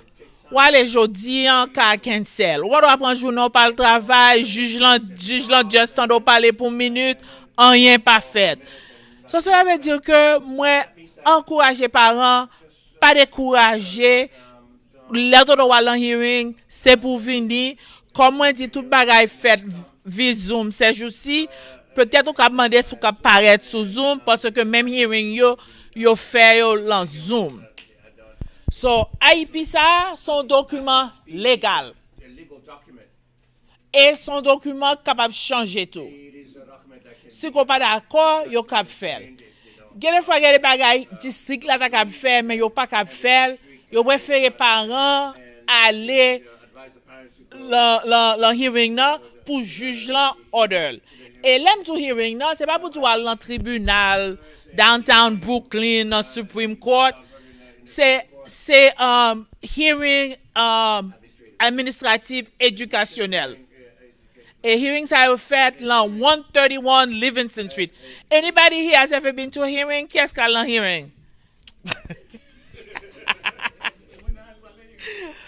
Voilà, c'est advocate. Qui a fait personne parle dans hearing? Anyway. So, faut aller en hearing parents, les nous pas contents, les nous besoin plus service. Surtout si mon autisme, monsieur, combat qui est les ABA at home. Tout le monde joue ABA at home, pas comprendre bagay ça. Moi-même qui en bon éducation nationale là, pour me dire la vérité, des fois même comprendre tout service ça ti moun nan joindre là. Ti moun nan mériter des fois éducationnellement. Bon, dis-moi, les que ou vini, juge là ou est son ti moun qui autiste. Avocat jeune ou pas l'autre évaluation. Qui est-ce qui va bâti moun dans travail là? Gen ti moun qui gen ABA at home, pas ti bien petit non? Grand ti moun. Jusqu'à 8h du soir. 8h du soir, oui, ti moun a gen difficulté with bath at night. ABA aide take a bath. Si vous avez difficulté at home, at the dinner table, the ABA helps. OK? So, cela veut dire que ABA, si vous avez besoin ABA, Adaptive Behavior Analysis, qui réellement prouvé que c'est une méthodologie qui est très effective pour aider les gens qui ont le spectrum autiste là. who are autistic in the spectrum. Et moi, le spectrum, comme nous connaissons, autistes là sont ombrella très large. It is a large umbrella. OK? Parce que il y a des gens à tout niveau. Or kids all Il y a des gens bien relatés comme Dylan, qui est capable qu'on y ait le Brooklyn Tech, qui a fonctionné, qui peut parler bien avec nous. Mais il y a des gens, même si que yo bal intervention, des gens pas capable. Et tout ça a un très qui potentiel intelligence ti moun nan te ye. Qui intervention ti moun nan te joindre. Qui ça ou même parents fait à ti moun nan la kayo. Parce que même lorsqu'on ti moun comme ça, soit ap sorti avec, tant ap vini ici la vel. On va venir parler avec lui ou dire mais quand on ap vini, mais qui ça faut le passer, même si ti moun nan ou pense elle pas comprendre, mais ti moun nan kap comprendre. Ou apene ti moun nan la parc, on va sortir avec, ou dit nous parle dans parc, jodi a gon bon temps, soleil a levé, nous pour marcher, n'a respirer. Ou fait tout bail ça pour aider ti moun nan, pour travailler avec ti moun nan, pour encourager ti moun nan, pour ti moun nan développer. So, comme on t'a parlé de hearing, parents moi encourager nous parce que ti moun nan la recevoir service jusqu'à l'âge de 21 ans. until 21 years of age. Moi, quand on a des gens qui jouent un service au-delà de 21 ans. And I work with kids that Parce que son juge qui ordonne long hearing. Because of COVID, they extended 2 more years now. Oh, well, I didn't even know that. À cause de COVID, you extended 2 more years. But even before COVID, parents ont dit ti moun nan pas konan rien, pas bagay, pas capable développer, yo kon demandé aide pour aider yo pour yo naviguer OPWDD. So, l'autre avocat, you know, in America, everybody sous. Et m'pas voyer tout parents pour aller sous, parce que moi-même, dès qu'on travaille dans le système, non? Moi, dès qu'on travaille dans le système, non, des fois, il y a des parents qui font perdre du temps. Mais si que ou réellement gon bon cause, ou bon raison, ti moun n'a pas développé. Et ça j'aime dire, faut ti moun n'a fait meaningful growth. Soit ti moun n'a pas jamais grandi. Soit ti moun n'a pas jamais grandi. Soit ti moun n'a pas fait pas pour dire l'aime tout grandi, ti moun n'a pas fait progrès, merci. Ti moun n'a pas fait progrès, faut nous obliger parler à moun yo ou bien dire ça pas travailler pour ti moun nan. work with these kids. Okay? So that's bon monsieur nous quelques questions m'a capable répondre pour nous. Yeah, after lunch? Yeah. Okay, no, not because I'm getting you got to leave, council member, good. But anyway, she's had a busy week, few days. I want to tell you that I know. You see, look at her. She's still dancing. It was her birthday. Let's wish her happy birthday. Wonderful party. Anyway, I'd like to introduce council member. We will do that. Let me say a couple of words and then I'll introduce council member. No. Yes, we have to do that, council member. You don't see us all the time doing that. You're gonna give 5 minutes. Well, to introduce you. Right. Make parents parce que yo let dit créole parler créole comprendre. Yo let ba nous tout bagay Haïti. Et nous songe le m'a introduit nous dit Haïti nous parents c'est Bible nous c'est constitution. It is This a is Bible, a it's a very constitution. serious subject. Moi-même, moi pense à ce point c'est pas partie qui est important. Ouais. I think yo let parce que yo let gain plus que 30 combien dans la bagarre yo let combien. Mais pas 30 ans même, 30 ans. le yo let am dit moi et ça me veut dire parents ou bon dossier dans mon qui est petit. Tout spécialiste ça yo fait pas que dans l'école pas de monde qui comme petit vont passer. And nobody knows Donc your on child. parle machin là que moi il pour frapper à fond. Parce que bon dossier là mais on sait où connaît. And you have C'est où pour expliquer spécialiste. you have a case and you know that you have to explain your specialist that basé is sur for your child. And Haïti ou gen doit the amender, idea j'en you ask, as you ou gen said, doit mais fort. Parents haïtiens the veut dire Haitian parents, nous gen on gens pour nous yé. you Pas have de a way to groupe be. spécialiste qui va chita qui va Group décider of de specialists that l'éducation they bien decide pour parler well-being of your child.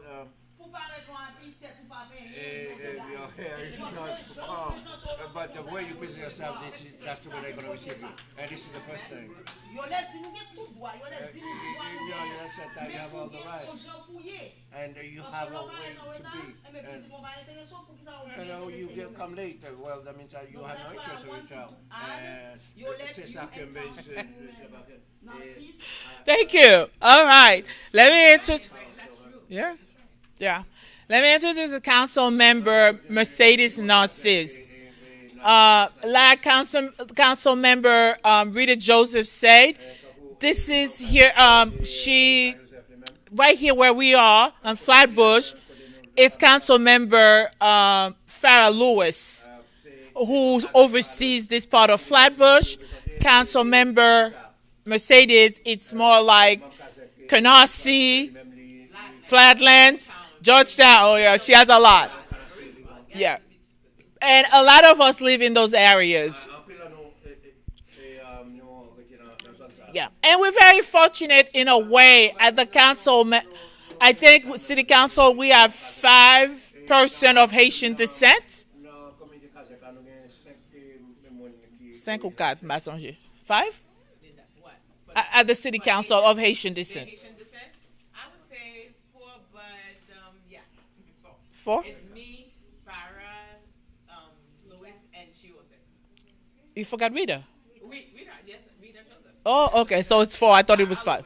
Myself, 3. And Jose. Okay, it's 4. So we're very lucky because in a sense that children with autism also have a lot of medical difficulties, right?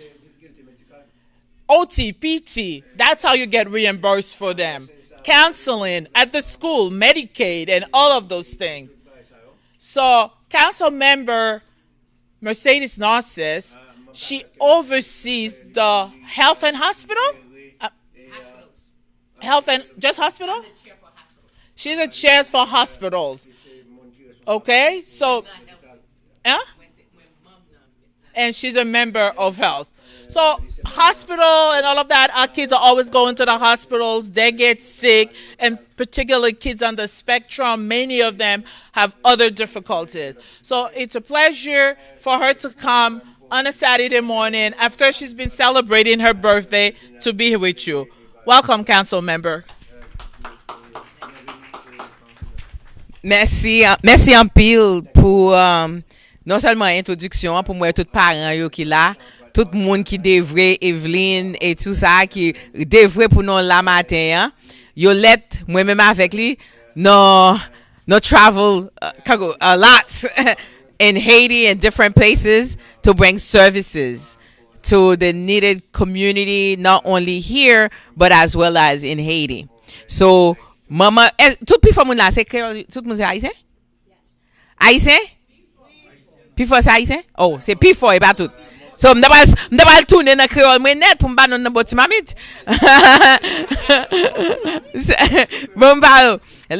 It's a pleasure to be here. Saturday morning, like we said, the party was just for the hours. The next day from yesterday, I had a full day work. And today, as a matter of fact, believe it or not, I was cleaning the shore to make sure our environment is protected. It's cleaning the beach, taking the plastic out to make sure that the fish and the environment, and I invest a lot in educational process for environment because we take our environment for granted. So I thank God that I'm here. And I have to share something with you.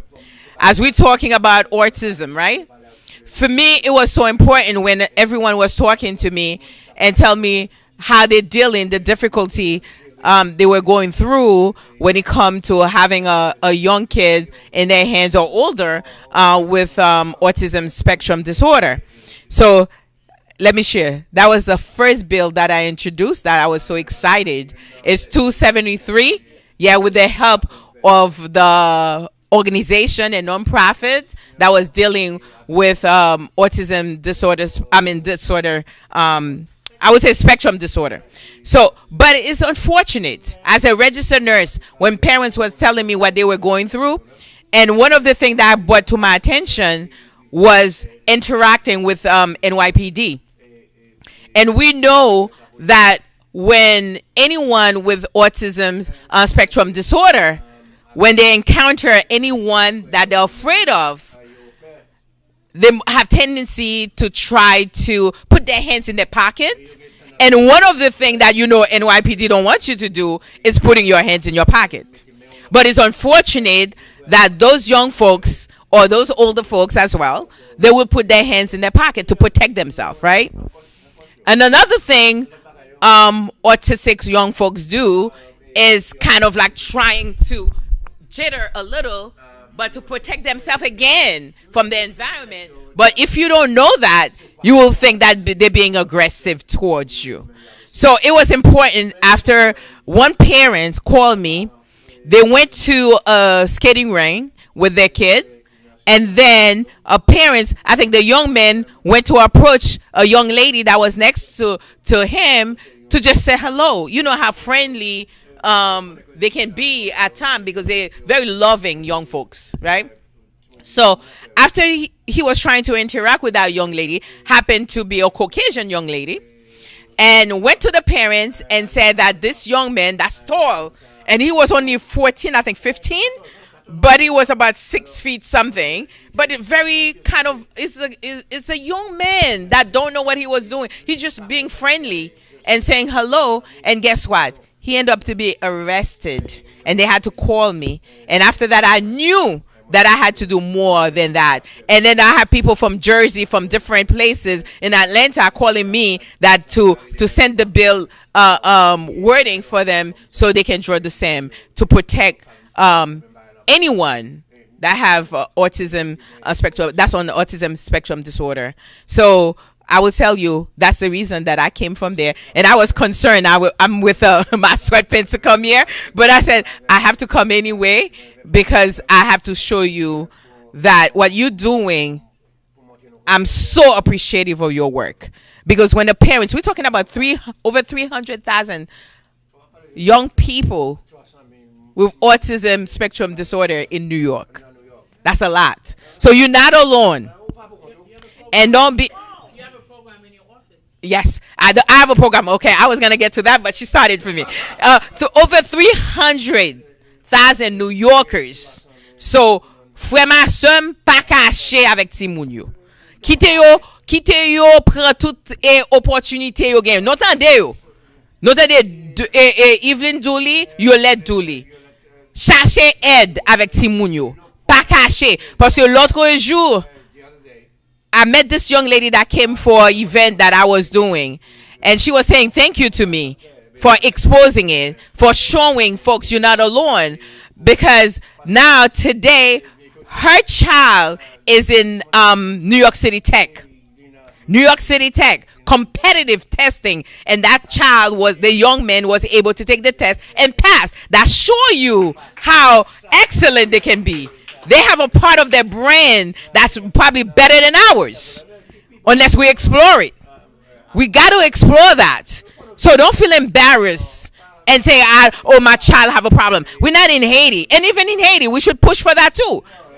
Because you're born different, that doesn't mean that you're stupid, you cannot learn, you cannot do things, but you probably need more support. That's all. And the support, you're investing in somebody that can excel and that can discover things, that can evolve in our society. So I want to say thank you for the parents. Thank you for all the leadership that we have. Don't put your child away. Keep on supporting your child. Keep on protecting your child until they can perform and do the best they can in this society. So I thank you for being here. I thank you for continue doing what you're doing, guys. So like Yolette said, I have a representative of for autism spectrum disorder that called Lucina Clark. That is Matam Inc. And they very good, and I know them for many years. And I push for them in the council to get funding, because let's be real. If you don't have no funding, you don't have no money to support this, we're not going anywhere. So we need to push. And I was able to secure over $300,000 my first year. So I'm keep pushing, because we cannot say that I support you and we're not pushing for the financial support for the organization and advocates in our community. And I represent a large district in New York City. And Yolette already said I'm the chair for a hospital committee. And I sit on different committees just to serve my community, to address the inequities, including my autism world, because I love you guys and the parents. I know how difficult it is. I have it in my office on Wednesday, once a month. You can come around. I represent Canarsie, Flatland, Georgetown, Bergen Beach, Mill Basin, Mill Island, Marine Park, Garrison Beach, and Shipshead Bay. Every part, yes, and I love it too. And I'm able to secure a lot of funding to make sure the inequities are being addressed in our school building, in our autism world. Like I said, I am with you. And I know how difficult it can be. So I'm here to serve you, to represent you well wherever I can. Talk to me. Come to my office. Call my office. I'm here for you. So don't be separating. I am just in the front, but you are the leader because you're doing things that most people don't want to do. Supporting their young kids, supporting your brothers and sisters in the community. Don't put them aside. So thank you. I love you. Continue doing the amazing work you're doing. Thank you.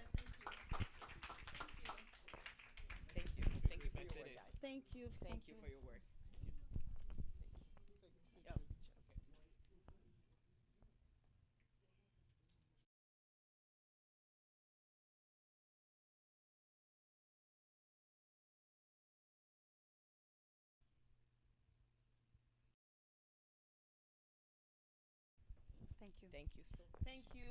Nous tendons Yolette et qui parle nous de droit nous de AIP. AIP, tant comme toujours comparé, c'est comme si on a Messi ou rad et puis AIP son rad ou un couturier particulier qui fait le pour. Well tailored, nous toujours dit tailored. Il y a 6 moun non clash chaque gon AIP. Pas gon AIP pour 6 moun. C'est pour petit ou seulement AIP en yé.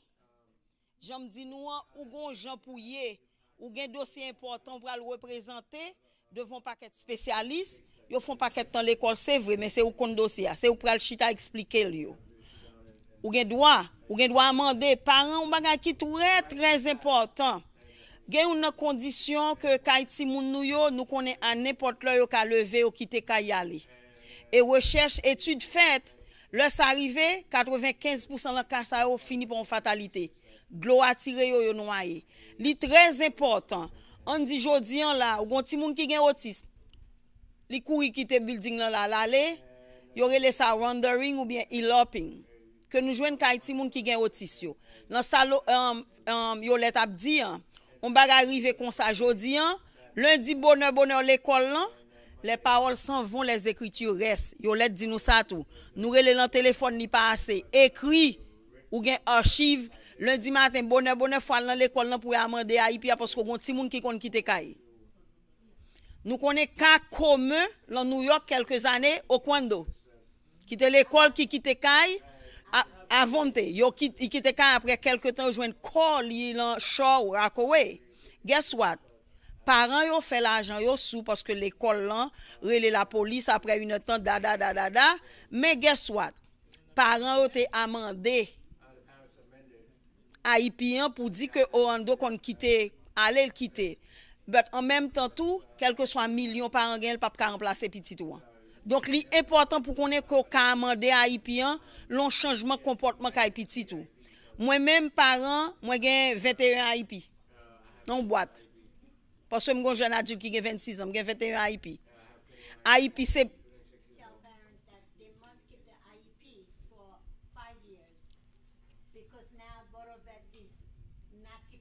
nous tendez parents pas jeter yo, mettez yo dans boîte, si nous voulez mettre yo dans album, mettez yo dans boîte pas jeter yo. Yep, mettez yo AIP important, AIP c'est bibou, c'est constitution. Chaque fois pral la donne qui est de ouais progrès petit tout, qui est de ouais rêve tout objectif qui ça prévoir pour petit tout.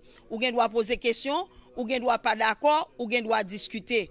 On autre bagage qui très important m'a dit nous parents. Ma comment qu'on a l'an mol lavo, ma comment parle anglais puis bien passo, li pas kal chita lon AIP avant. Faut qu'on ait qui interprète ou apprend pour al chita lon AIP avant. Ma comment pral l'an mol la abdourad sa belle soulier sa belle, est-ce que le compte tout thème, est-ce que le gon idée de conditions petit ou gain pour la chita pour traduire pour lon AIP? Non. Yolette a pas joute ton petit épice pour nous là ça. Ça qui est important, dernière année, me fait dans building ça, yo mande parents yo pour yo men non moun faire interprétation pour yo. Ou pas supposer c'est pas responsabilité pas parents pour mener ma commerce, pour mener petit tout, parents yo fait plus grand qui la high school là, perdu journée l'école pour venir pour faire traduction. Non seulement son bail qui parle en niveau ti moun high school là, ou pas supposé faire. Loi claire que faut gagner clinician, faut gagner professionnel qui parle langue qui pour là. Si on mando pour mener un monde pour traduire pour dire pas comprendre dès que loi dit faut gagner monde qui parle langue moins clair. En pile fois surtout dans district 22, dans Flatlands là. Mais dis ça, je pas travailler là encore.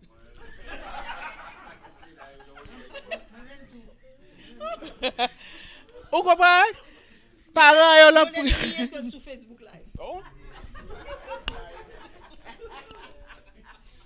En tout cas, mais son beau district. Non, son beau district vraiment, son beau district. Qui l'autre bois parce que moun yo réellement travail, yo fait mais ou connaît. Gan pile travail pour yo faire, des fois yo capable faire ça parent tavle.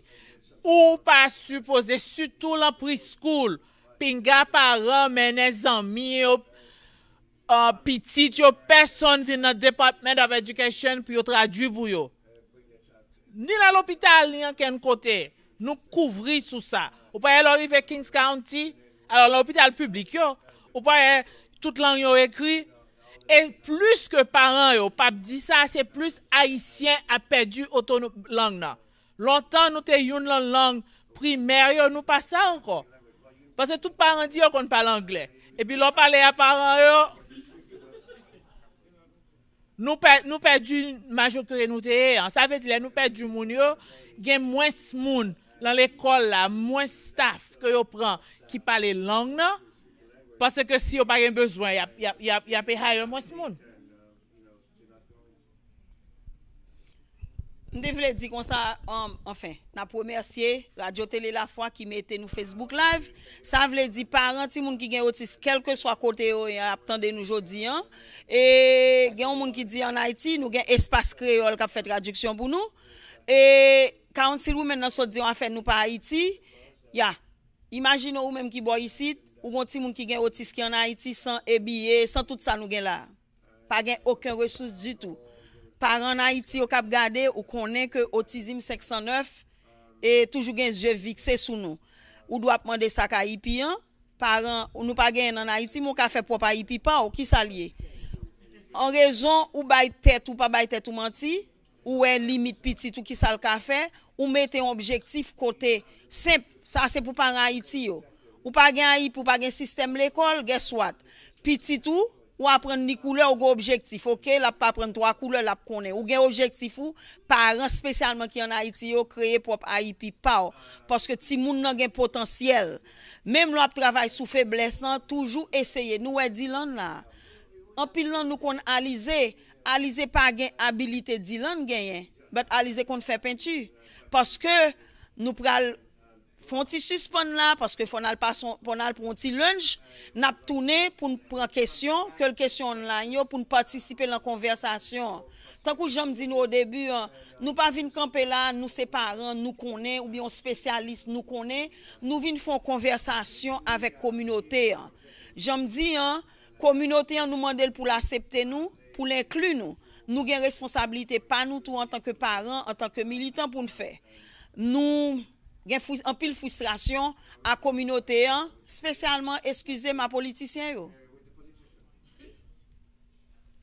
le moun yo vini désolé parents bon pas rentrer dans détail ça bon dit nous mettez bouche nous côté affaire nous ça veut dire ou pour moun ou coré moun k'ap défendre intérêt ou là mayo nous aujourd'hui on t'a doit marquer moi c'est pas un petit moun qui gen autisme voter pour petit point donc li très important comme ça tout len gon moun le gouvernement qui camper avec nous pas qu'à gaspiller temps tout et tout là vinn camper là yo dit nous avec nous prend au mot écrit tout le temps l'un écrit fait copie conforme moi même l'ai besoin réponse m'écrit au moun l'ai besoin réponse rapide m'écrit tout moun net email la tombe son moun ni attire attention pour répondre. Ou gen bien-être petit ou gen responsabilité on être humain lan men au niveau éducation à tout niveau parents. Ça c'est nous pour sortir dehors, c'est nous pour continuer frapper porte, c'est nous qui poil. Ensuite tout gon l'autre bagaille, commentaire péjoratif, communauté fait sous nous. Si moun nan gen un problème sensoriel, li tombe ou le atel en mol lan parce que wal lan mol la avel ou fait toute journée et puis il prend centre, lumière, li dans des voix pam, meltdown, ni ou le atea et puis gon l'autre haïtien qui passe au ti moun sa possédé. Madame faut tourner dans pays ou ti moun sa, faut al benyen. Guess what? Ou même ou prendre personnel.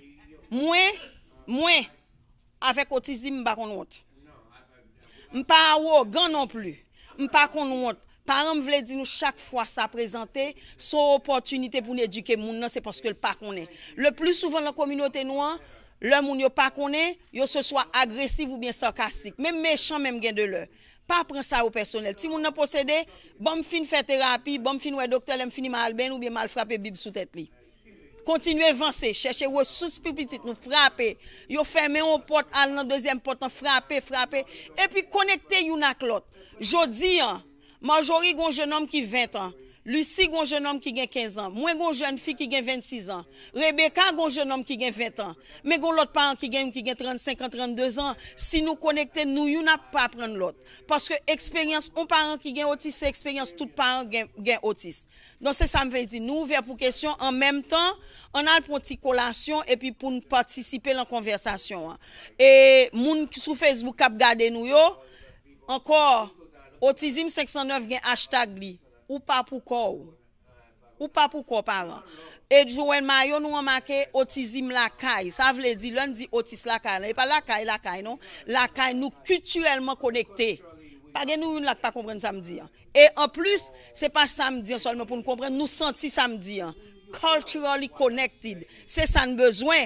C'est ça pour nous demander council women yo tout. Le gen programme ressources yo k'ap fait là, faut gen moun qui parle créole là parce que as a parent, moi-même le mal des ressources, premièrement, li prend nous en pile temps parents pour nous réussir saute de pour militer pour petit nous. Qui ça? Culture parce que ça nous joue dans société nous depuis petit tout gain problème yo mettez le sous côté gain de leur parler de monde tant qu'il pas exister so là nous réussi sortir de yo et puis pour nous joindre nous repousser nous pas un commentaire péjoratif ou bien un regard qui tendance nous gain parents nous courir retourner la caille nous al cacher et puis qui ça le créer mental health issue for the whole family donc kounien là quand si nous menons avec nous, email yo chercher email tout monde dans bureau, écrit tout nous lettre, copie conforme tout monde, même yo lettre. Tout men. Gon moun k'ap li email là la fait attention avec. Donc c'est ça m'ta dit. You want to say something Margaret? Mais nous gen docteur Alexandre Chem qui voulait dire de Timo.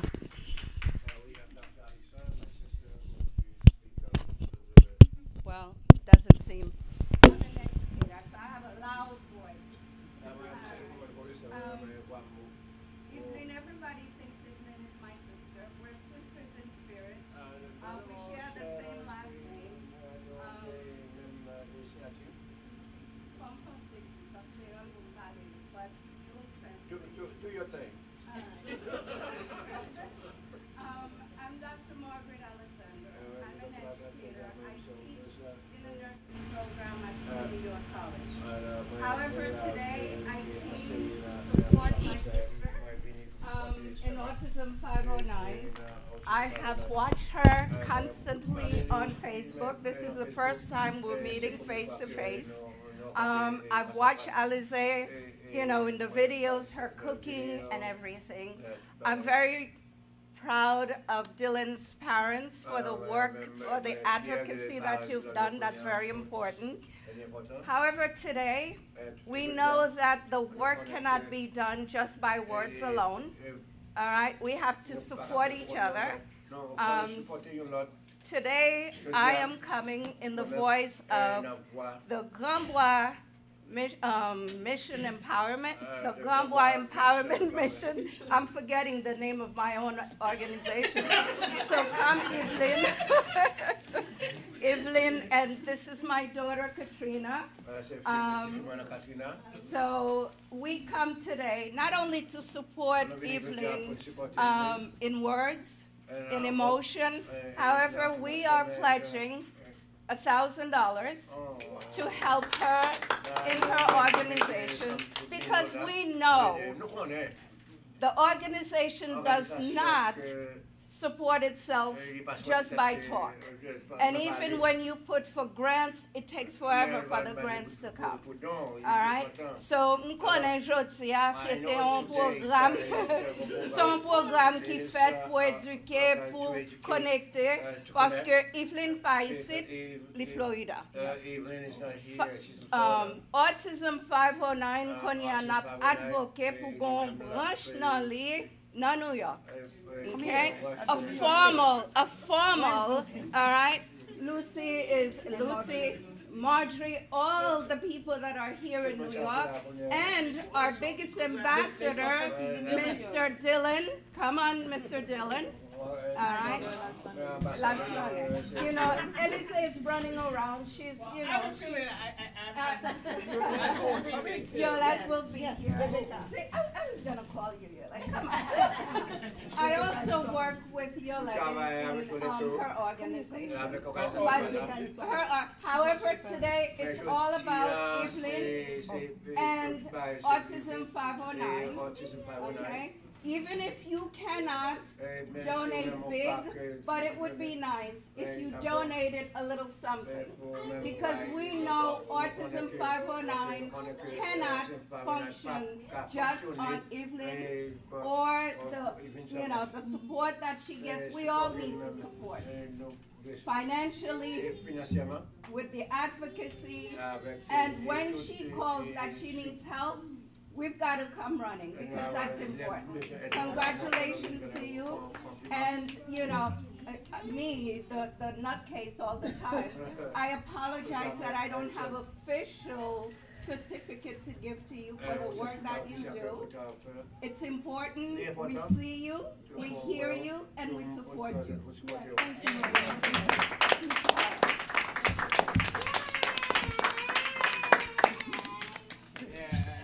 Well, no tears. Premier ça qui attire l'attention, c'est last name. Ça m'a dit depuis 7-8 ans. Moi, j'ai une mémoire photographique, j'ai de l'homme continué dans le spectrum. Parce que l'homme qui fait Facebook Live, pratiquement songer tout notre balade. Qu'on fait commentaire, peut pas faire. Et c'est comme ça, docteur Alessandre a attiré l'attention. Il toujours suivi, j'en dis, je suis validé. Pendant Covid, le parent pas qu'à sortir, il fait des vidéos réalisées pour supporter les parents, qui ça pour faire pour occuper petit monde. Et je regarde toujours là dans Facebook Live, nous. Il y a de l'heure pour commencer avant de commencer Facebook Live, nous toujours une petite conversation nous faire avant. And thank you, Margaret, for your support. Thank you from Autism 509 to your organization. And on behalf of all Autism 509, thank you. Parce que nous connaissons, autisme c'est un coup, nous tendons dans la vie seulement parce que c'est la mode. J'aime dire sensibilisation, c'est chaque juillet. Et ceci, autisme qui ont disabilité, il y a l'autre tout, monsieur est certain, il y a l'autre en besoin spécial, il y a dans la même situation. En nous supporter l'autre. Moi collaborer, commencer à collaborer avec Christian American Alliance en plein Covid. Depuis le samedi, nous connectés, pas de déconnexion non fait. Donc on continue comme ça, tout le monde au nom de Autisme 595. Parents, c'est qu'à garder, parents qui nous connaissons pas parler de Haïti. Parents qui en Haïti, qui des petits monde qui ont autisme, nous pas connaissons. En Haïti, vos communautés autistique cap grandi, donc un peu partout, plus de 75 millions de monde affectés. Nous tenons 46 millions ou maintenant dit combien de monde dans New York seulement. 85% là de vivent dans un pays en voie de développement. Donc en Haïti, imaginons qu'on continue qui est autisme. Nous, même l'autisme, Favonay, il y a parents qui l'ont deux. C'est à petit téléphone, oui, nous avons choisi pour dire la petite. Parce que pas de l'école, pas de thérapie, pas de nous avons l'autre Port-au-Prince, plus de 3 millions d'habitants. À peu près 38 l'école spécialisée, toutes c'est l'école privée. Donc qui parle capé 350 $?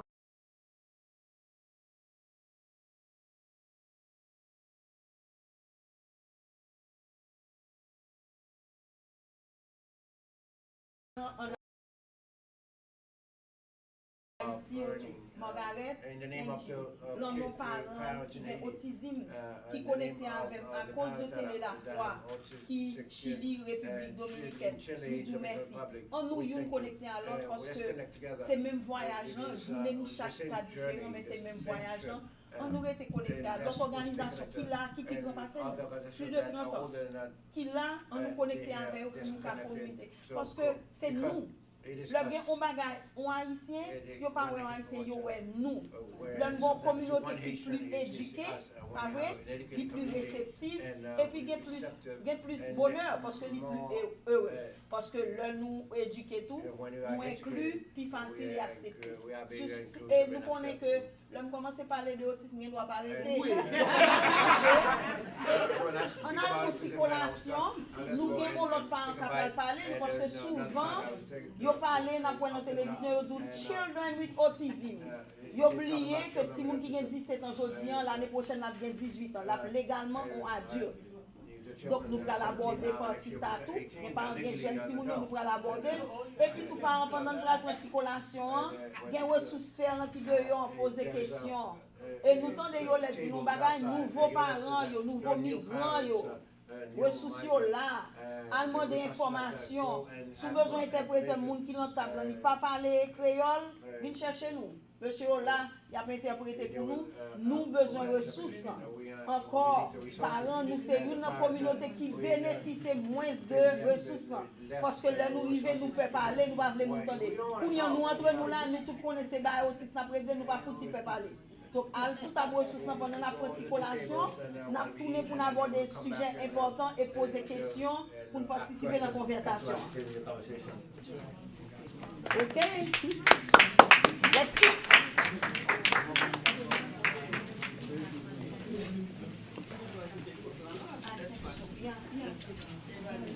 Seulement, si first bad than first stuff.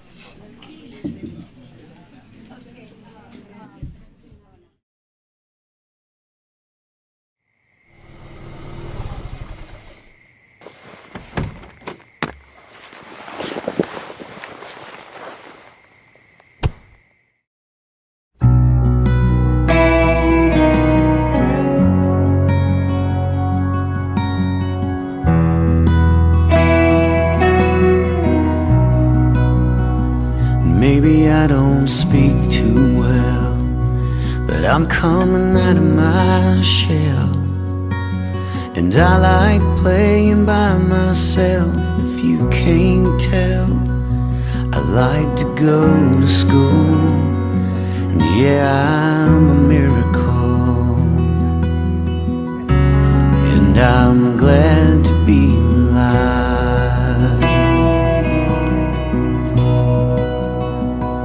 If you wait patiently, well then eventually I will understand the words that you're saying to me. My autism is like a prison that I'm in.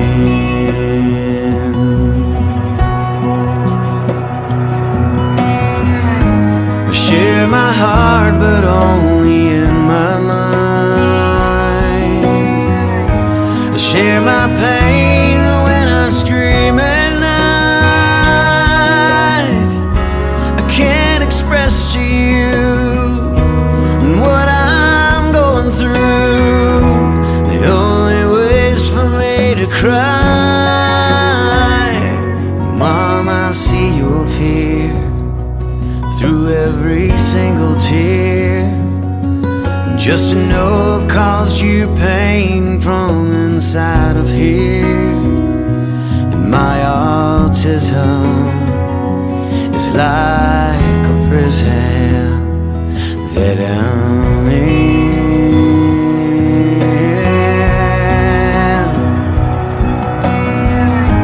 I share your joy, but only in my mind. You show me love, but just not in my time. 'Cause my reality takes everything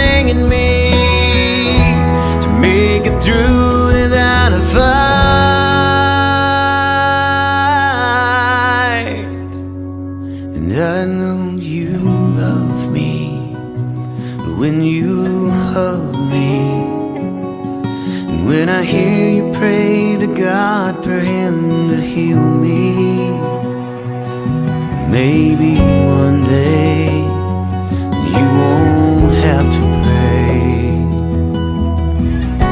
and I won't have to see you cry. Maybe one day I won't be this way.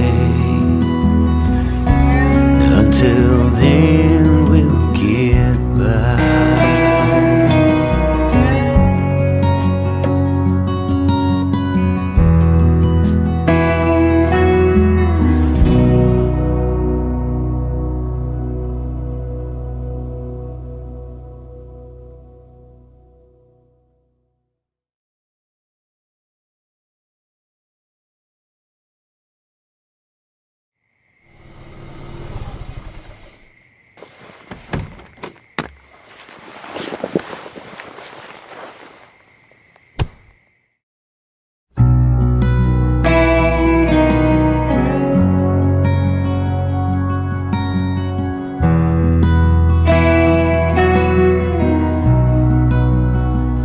Maybe I don't speak too well, but I'm coming out of my shell. And I like playing by myself, if you can't tell. I like to go to school, and yeah, I'm a miracle. And I'm glad to be alive.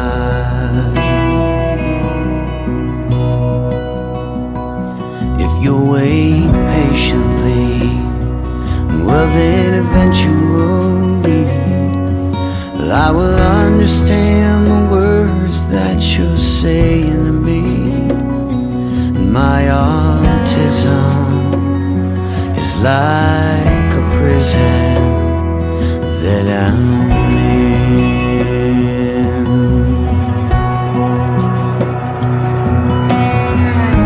I share my heart, but only in my mind. I share my pain when I scream at night. I can't express to you what I'm going through. The only way's for me to cry. Mom, I see your fear through every single tear.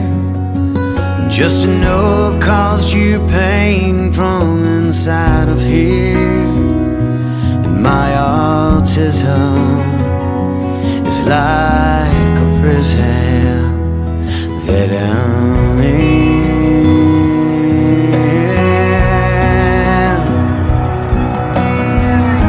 I share your joy, but only in my mind. You show me love, but just not in my time. 'Cause my reality takes everything in me to make it through without a fight.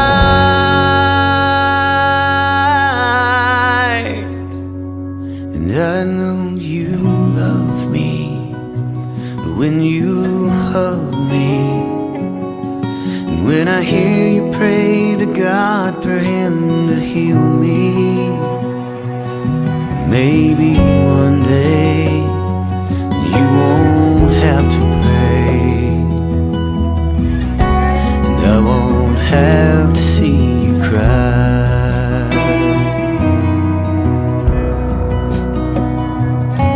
Maybe one day I won't be this way. Until then we'll get by.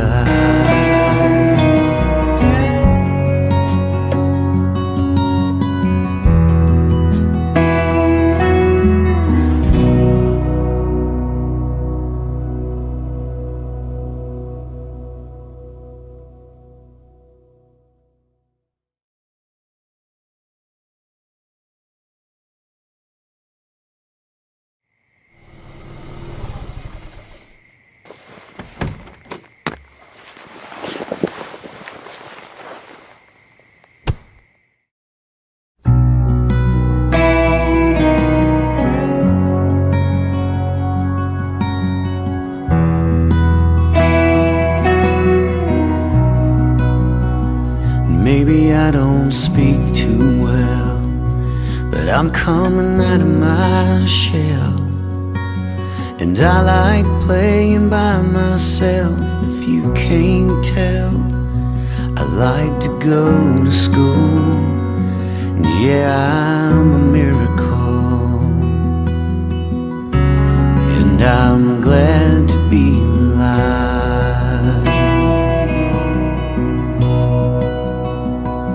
If you wait patiently, well then eventually I will understand the words that you're saying to me.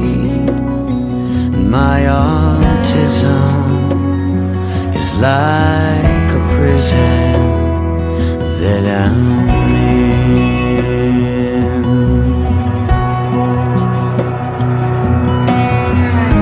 I share my heart, but only in my mind.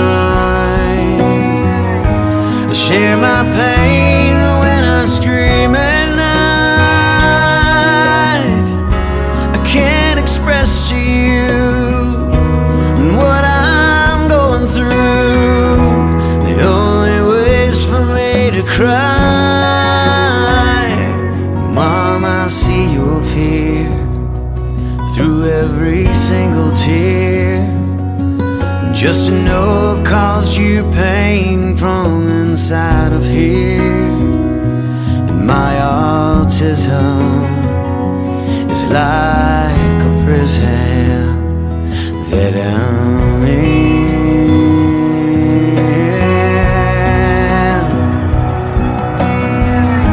I share your joy, but only in my mind. You show me love, but just not in my time. 'Cause my reality takes everything in me to make it through without a fight.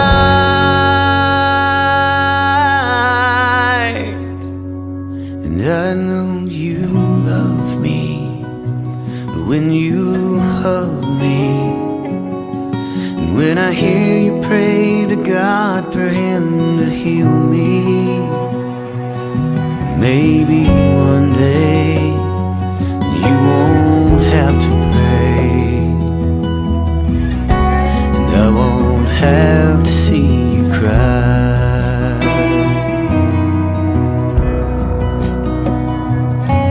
Maybe one day I won't be this way. Until then we'll get by.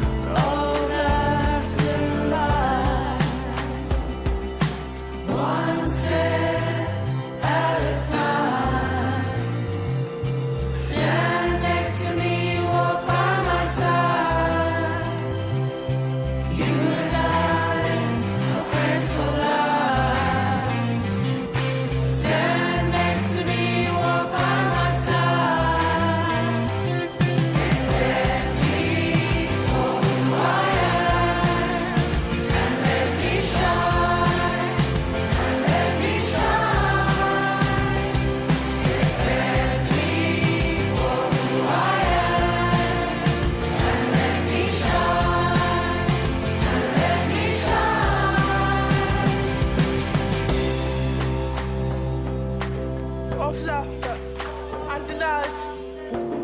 We're going to listen and we're going to sing. Are you ready?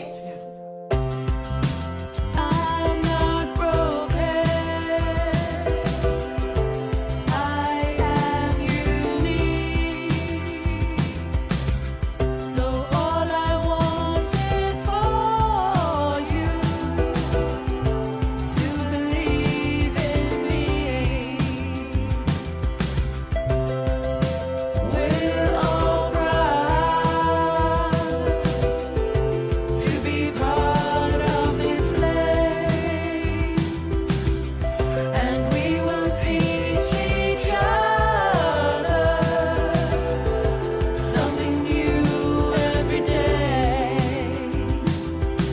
One step at a time. Stand next to me, walk by my side. You and I are friends for life. Stand next to me, walk by my side. Accept me for who I am, and let me shine, and let me shine.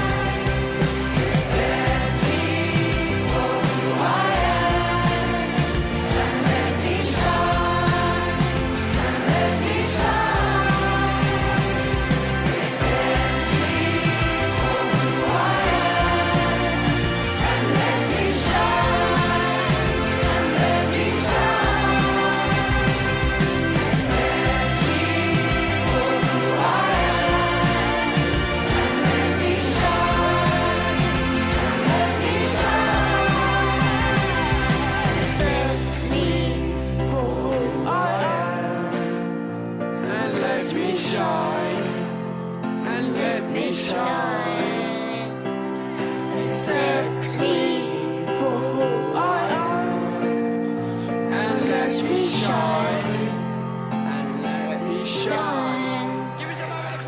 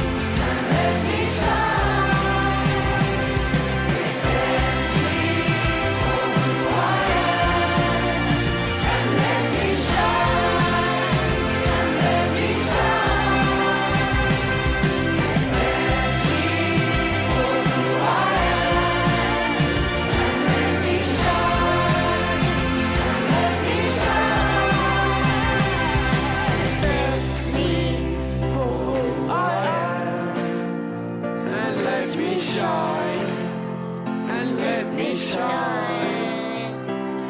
Accept me for who I am, and let me shine, and let me shine. Give me some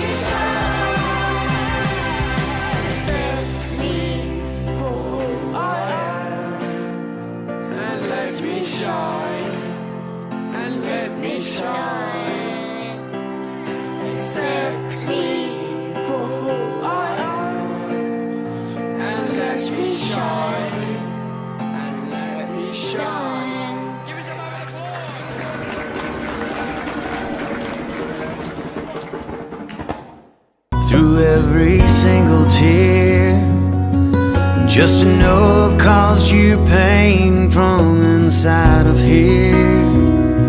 And my autism is like a prison that I'm in.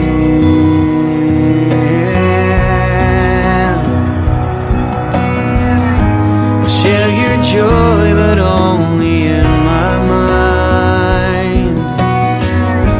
You show me love, but just not in my time. 'Cause my reality takes everything in me to make it through without a fight.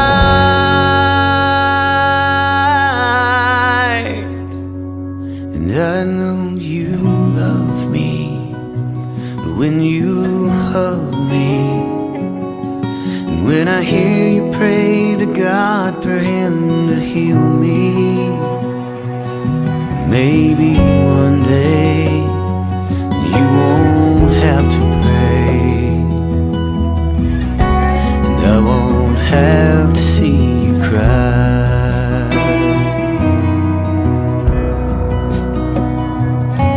Maybe one day I won't be this way. Until then we'll get by.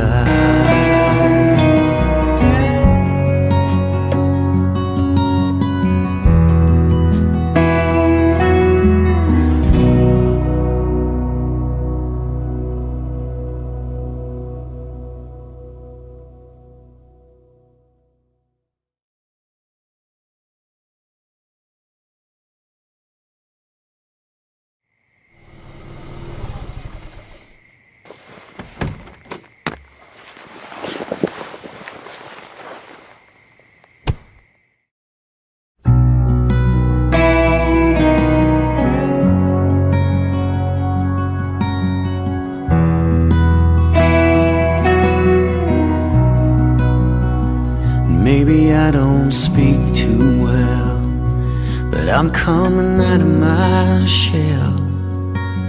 And I like playing by myself, if you can't tell. I like to go to school, and yeah, I'm a miracle. And I'm glad to be alive.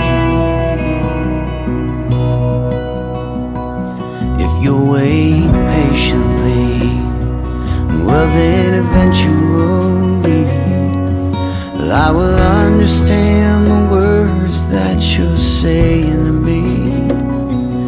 My autism is like a prison that I'm in.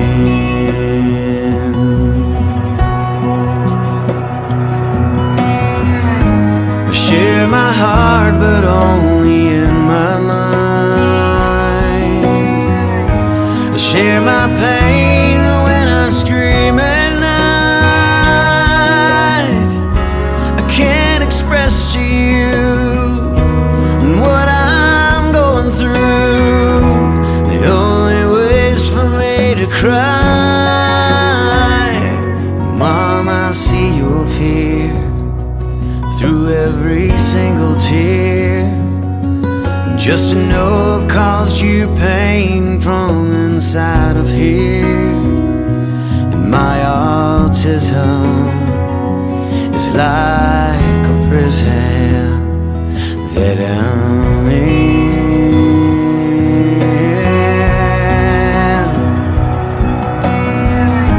I share your joy, but only in my mind. You show me love, but just not in my time.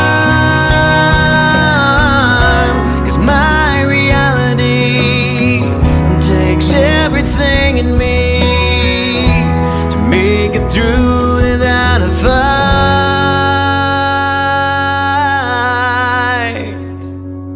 And I know you love me when you hug me, and when when I hear you pray to God for Him to heal me, maybe one day you won't have to pray, and I won't have to see you cry.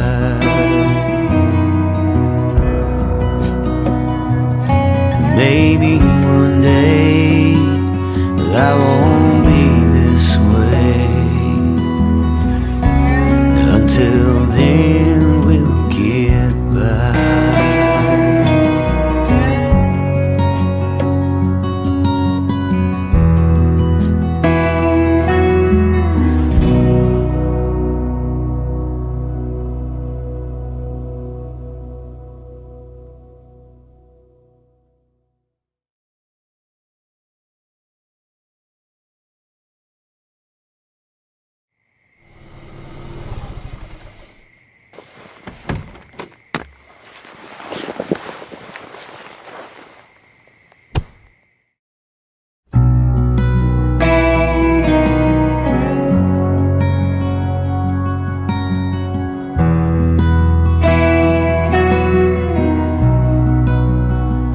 Maybe I don't speak too well, but I'm coming out of my shell.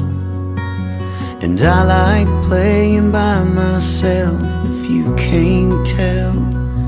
I like to go to school, and yeah, I'm a miracle. And I'm glad to be alive.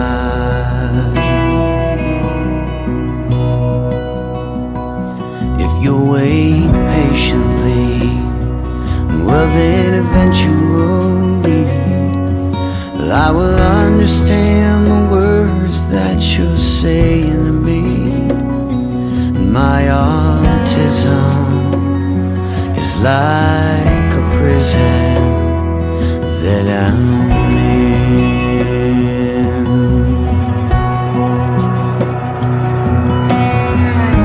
I share my heart, but only in my mind. I share my pain when I scream at night. I can't express to you what I'm going through. The only way's for me to cry. Mom, I see your fear through every single tear. Just to know I've caused you pain from inside of here. And my autism is like a prison that I'm in.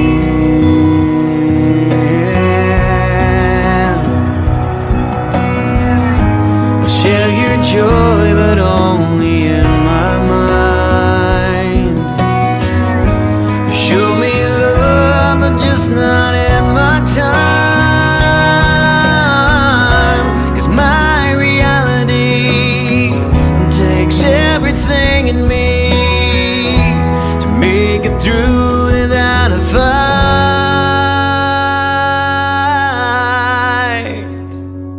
And I know you love me when you hug me. And when I hear you pray to God for Him to heal me, maybe one day you won't have to pray,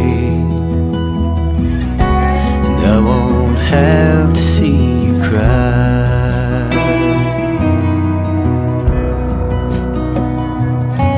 Maybe one day I won't be this way. Until then we'll get by.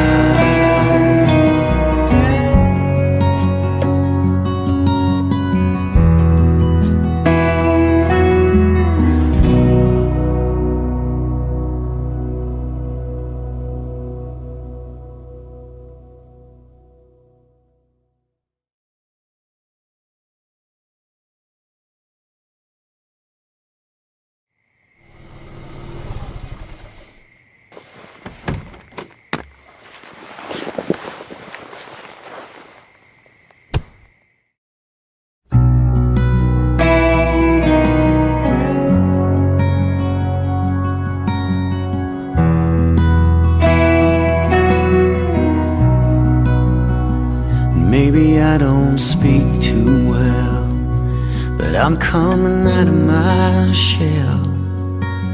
And I like playing by myself, if you can't tell. I like to go to school, and yeah, I'm a miracle. And I'm glad to be alive.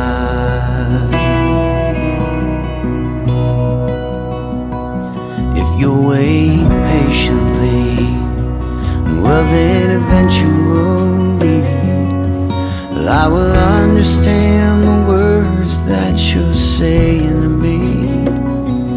My autism is like a prison that I'm in.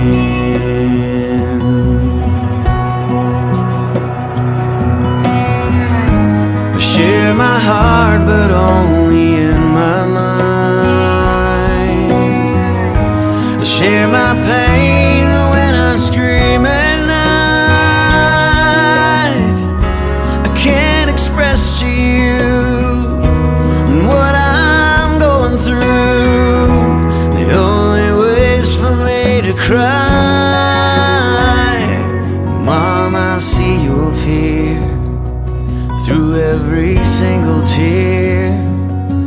Just to know I've caused you pain from inside of here. And my autism is like a prison that I'm in.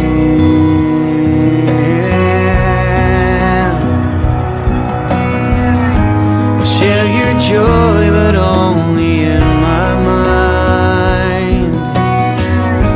You show me love, but just not in my time. 'Cause my reality takes everything in me to make it through without a fight.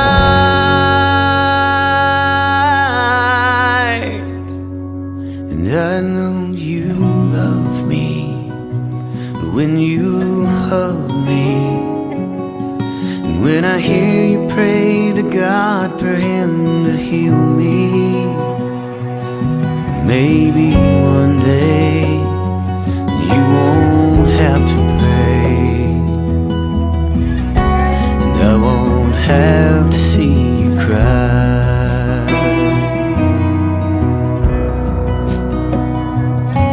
Maybe one day I won't be this way. Until then, we'll get by.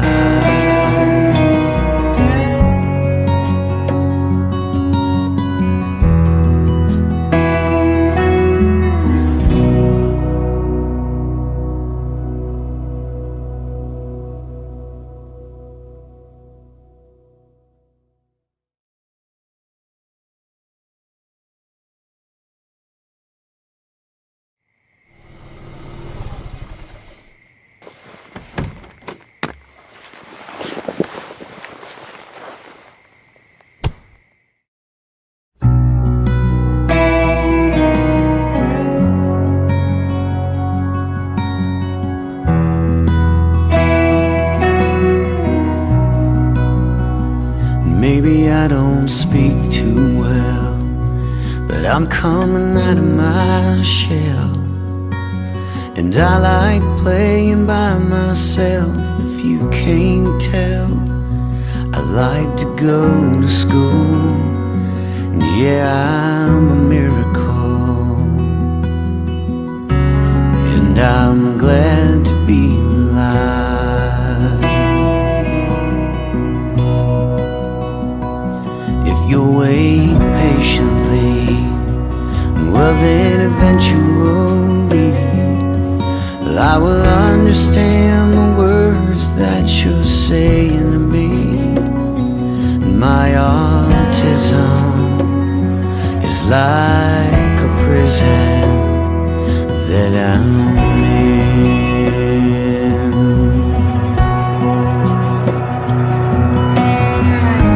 I share my heart, but only in my mind. share my pain when I scream at night. I can't express to you what I'm going through. The only way's for me to cry. Mom, I see your fear through every single tear. Just to know I've caused you pain from inside of here. And my autism is like a prison that I'm in.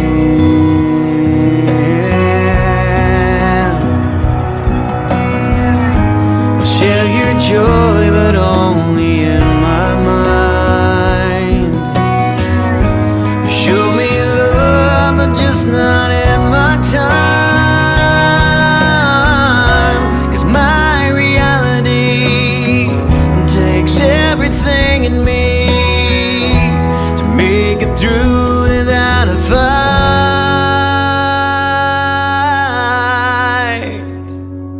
And I know you love me when you hug me.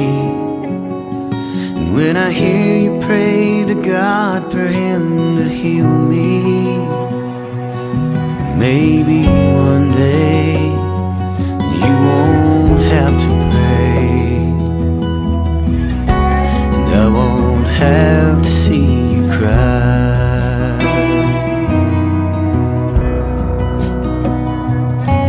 Maybe one day I won't be this way. Until then we'll get by.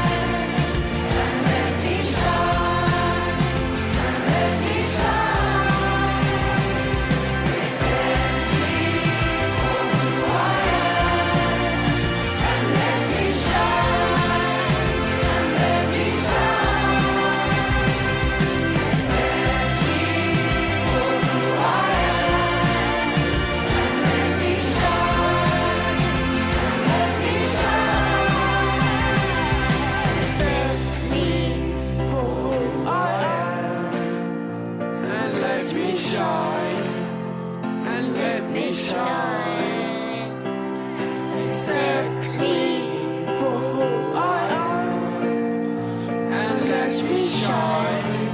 And let it shine. Give us a round of applause.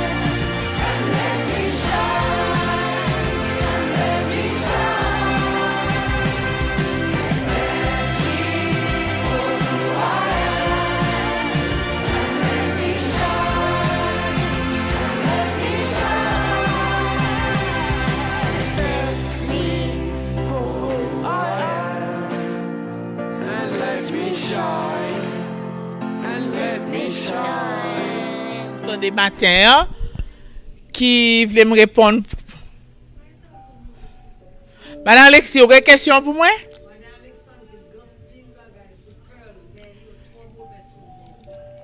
Eh bien, partagez avec nous, Madame Alexandre.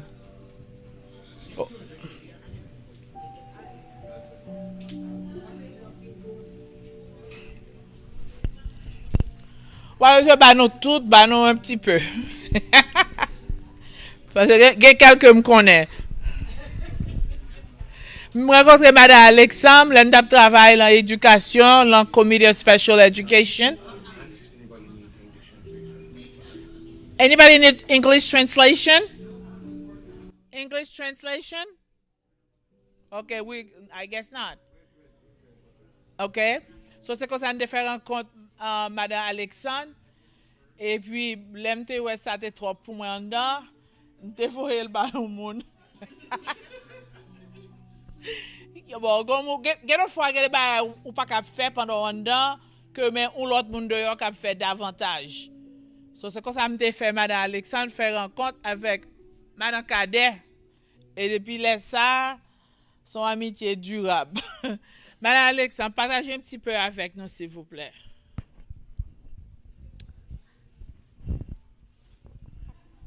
Ou pas comme ça vous dire?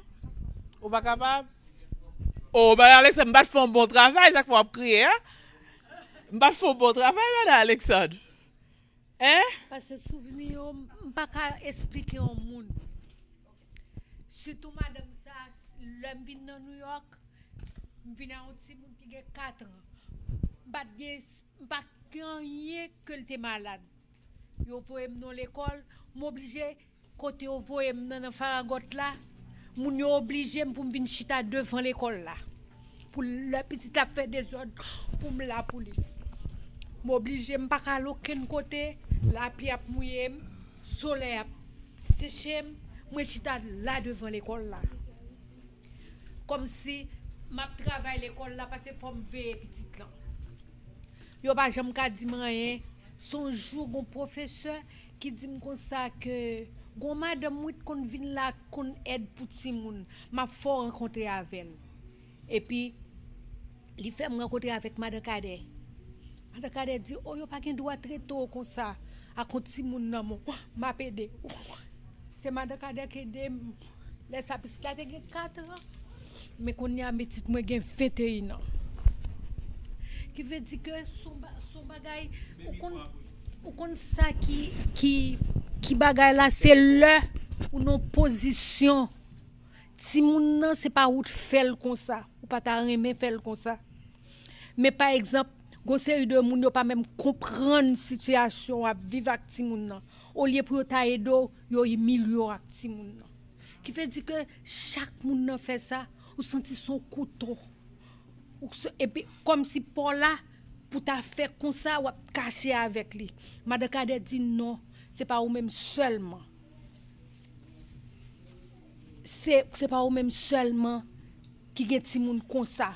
Prends courage, ma pédo. Et jusqu'à présent, depuis 4 ans, petite moi te gen, qu'on y a mes petite moi gen fêté nan. Jusqu'à présent, Madame Cadet, tout côté. Il toujours bon les bois. Chercher l'école pour petite moi, li aider ma petite moi. Mais petite moi fin grand qu'on y a gen fêté là qui veut dire que bagay yo enfin c'est pour un bagay c'est pour un cadeau c'est pour un bagay qui facile mais bon Dieu faut rencontrer aide sous chemin surtout madame Cadet qui censé c'est li maman petite là li papa petite là quel que soit bagay. Wow, that's nice. Quel que soit bagay du jour de la nuit, m'relel même que tel bagay oui, il dit ma pédo jusqu'à présent. Il pas jamais lâcher mon jour. Bon c'est lik maman, lik papa. Tout bagay m'gagne, l'aime que tel problème dans l'école. Bon c'est lui même remettre comme parent pour y relé avant. Jusqu'à présent, il pas jamais la game. Regardez lire les m'lan il dit me prend courage. La prélé madame, c'est pas vous même seul qui comme ça pas décourager. C'est ça qui fait me camper aujourd'hui. Mais gon série de moun, loge ti moun sa nan mon comme si c'est ou qui fait ti moun nan. Bon par exemple, gen l'école li. Boss li kon vinn chercher. Gen métro nan. les méthodes n'ont fait tel bagay. Moi les madame Kade mes méthodes n'ont dit tel bagay, ou li dit m'kal régler avec. M'di met tel gade vinn dit tel professeur te madame Kade dit m'kal régler avec. Tout bagay madame Kade devant dit m'kal jouer yo, m'kal parler avec. Depuis son bagay me dit tout le monde dit comme ça mes amis, j'aime connaît haïtien bagay, faut moi qui haïtien qui prend nous service ça encore. Les montrer le madame Kade, il dit ah madame Kade saute devant vrai. Quel qu'il en soit problème moi gagne les minuit net du matin madame Kade mais gagne dit que tel bagay oui mais ça professeur a dit madame Kade dit m'pa régler avec tout bagay faut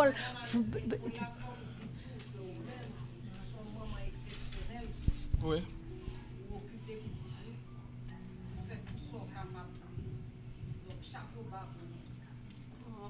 Ah. Merci pour le partage là. Okay. Hein? Grand garçon qui a 21 ans. Okay. Wow, Mary. Ok, merci en pile. Et comme toujours, tant que je dis, madame pour la pour le travail, il prend journée en off, il pas le travail pour venir là. So ça dit qui genre de parents ni. Yes. Merci. Yes, on l'autre Alexandre. Toi Alexandre dans ça là.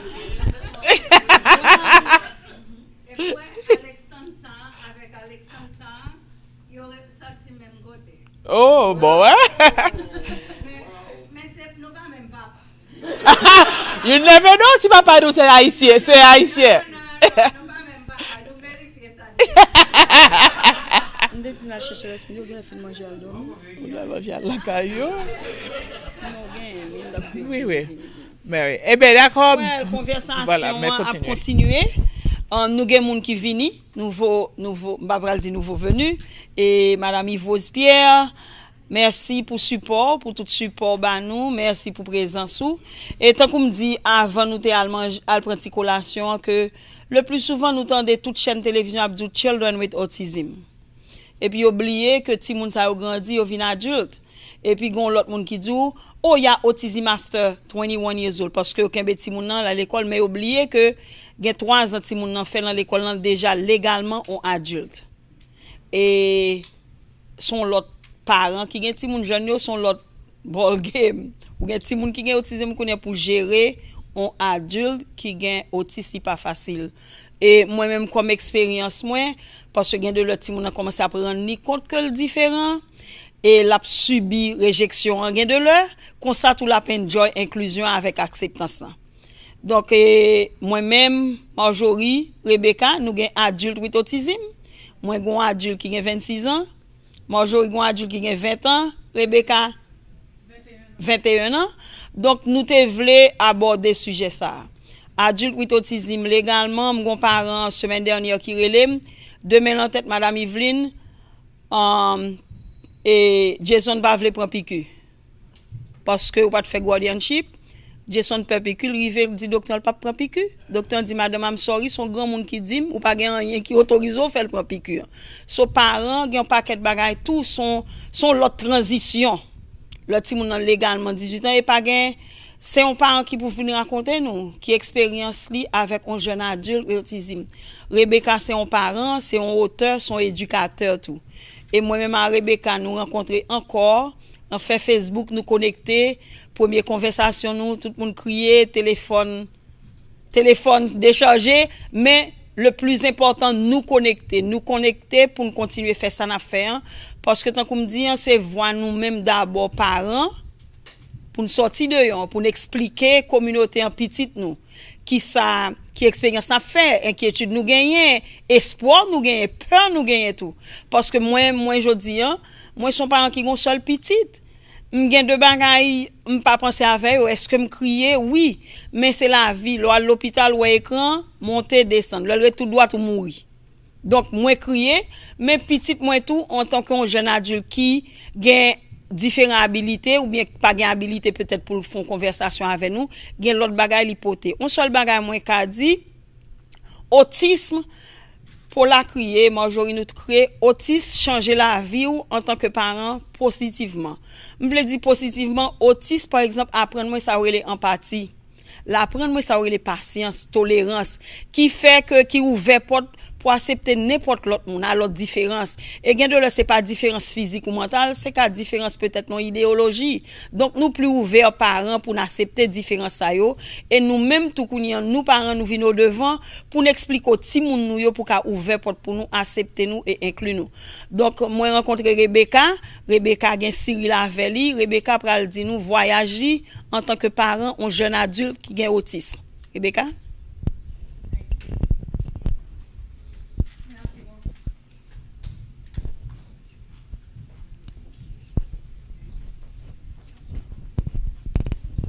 Merci beaucoup Evelyne, merci beaucoup tout le monde qui l'a yo, et merci à Haitian Alliance et Autisme 509 et tous les parents qui viennent là pour supporter nous yo.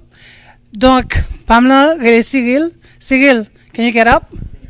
Sarah, there he is. He's wearing the t-shirt I was supposed to be wearing. Can you show the t-shirt? He's wearing it. Non, la mettez. Ok, donc, moi, quand Evelyne en ligne, son monde qui mettait en contact, m'te senti m'tan kou Saint Jean-Baptiste qui a crié dans le désert. Parce que son monde qui écrit, donc, l'homme a commencé à écrire, et m'bot gen ti moun. L'homme commencé gen ti moun, m'commencé à un paquet de séminaires pour autisme, bon la caméra en Floride. Moi, remarqué que narratif Pamela, son narratif contingent différent, comme si m'pas senti moi connecté à un pile dans moun yo. Donc gen de fois y annoncé de côté j'en sais de aide m'pa ka joindre yo. Yo conseil de parents qui ba conseil de support m'pa fin groupe pam. Donc me commencer parler, moi dit bon comment qu'on écrit? On va commencer écrire sous expérience pam en tant que parent haïtien qui levé en Haïti parce que m'pa levé ici et qui rentré qui tout d'un coup vient trouver le maman anti-moun qui est autiste sans vraiment pas de préparation pour lui. Parce que en Haïti, yo pas parler de ça passer ça. Yo pas parler d'autisme. Me fait toute classe en Haïti et m'te rencontré quelques monde qui te un handicap, mais handicap pas yo hein, t'es profondément affecté communication yo. Et si autiste jusqu'à présent, m'pa ka dire c'est ça yo te gagné parce que personne pas expliqué yo qui ça ka passé avec moun nan ou juste on gens bon, gens pas bon. Parce qu'en Haïti, on juste accepter mon nom. Il fait partie de cercle.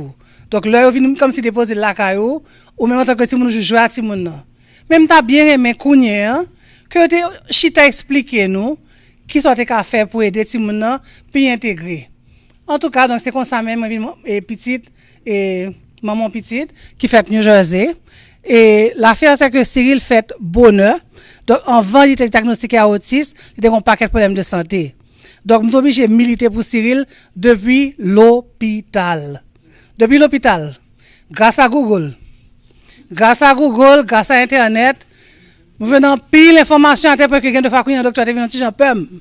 Parce que même, je ne sais pas si c'est recherche, si c'est le fait que je suis professeur, c'est le fait que là, ça m'a fait doctorat, je ne connais pas, même toujours fouillé, fond, zone kalalou. Donc, là, comme ça, le mal devant docteur, yo, mal poser question, yo pas reconnaître pour petit, m'a poser question, non? Et puis l'homme vient me dit mais t'es pas. Me dit donc ce qui veut dire que pour Cyril, je dis oh, you tricked us. OK, mais où fait ça supposé faire en tant que parent parce que pas yo pas veut dire. Vous comprenez? Donc mais même faut me dire nous ça, me vinn là pour me dire nous faut mettre tête nous dehors. Faut pas peur parler son terme que m'entendez jodi depuis l'homme venir. Si m'pas là pour me parler, m'pas que Cyril t'arrive gain on high school diploma toute thérapie te joine yo. I was alone. M'pas gen personne. Là comme si finalement vinn connecter à Evelyne, c'était vraiment m'pas connait. It was a life sent. Okay? It was a God sent for me parce que m'te fait l'autre parent haïtien qui est un petit monde qui est un petit plus grand passé pam là. Ce qui veut dire que les cas bon petit idée de qui ça me va passer puis devant. Donc jodi on vient pour me parler nous de petit monde après en tant qu'adulte. OK? Just so you guys know, 18 ans, on va expliquer nous ça arrive ma Cyril. Cyril à Cincinnati Children. Depuis 2 ans, Cyril a monté descendre Cincinnati Children. Nous avons plusieurs rendez-vous sur une année. Premier rendez-vous, Cyril te gen 17 ans. Moi là avec lui, pas de problème, yo connaît lui, yo connaît nous. Nous retourner pour suivi. Cyril gen 18 ans. Parler en pile qui fait. Parler en pile qui fait. Parce que petit moi gen 18 ans, c'est même si moun nan mène ban nous, c'est même maman, m'pa changer figure, li pas changer figure. Is 18 now. Et nous te prend précaution et par contre si nous comme ça, nous mener Cyril comme avocat. Cyril considéré mild autistique. Ce qui veut dire que les cas communiquer mais gon côté le rivé, les cas besoin support, les cas besoin aide. Donc Cyril allait avec nous, li consulter avec l'autre bagaille là. Là nous prend avocat, il travaille pour nous. Pendant n'a travail avocat, Sylvie a 18 ans, avocat dit m'a travailler pour encore. Quand ça Cyril m'a travail. Donc faut comme ça. Bah ça yo m'pas connaît yo. Et me conseiller ta mettre comme monde qui enseigne en pile. Mais jusqu'à même avec tout ça, information pas gain. Anyway, nous retourner Cincinnati malgré nous te gen papier qui bon nous power of attorney. Bagay medical advance directive. Même si ça relève en français, en créole, pas connaît. Merci. OK, malgré tout bagay ça yo, c'est pas deux problèmes, yo pas bon nous pour yo faire suivi. Dieu merci Cyril l'autre bon depuis 2005. OK, depuis 2005 Cyril l'autre bon. 2003 réalisé. These are our children, right? So we do what to do. So c'est pas pour docteur Cyril qui te pour faire opération même. Cyril te yo juste pas de vle. Yo pas de vle prendre Cyril. Comme si c'était plus gros choc pour prendre.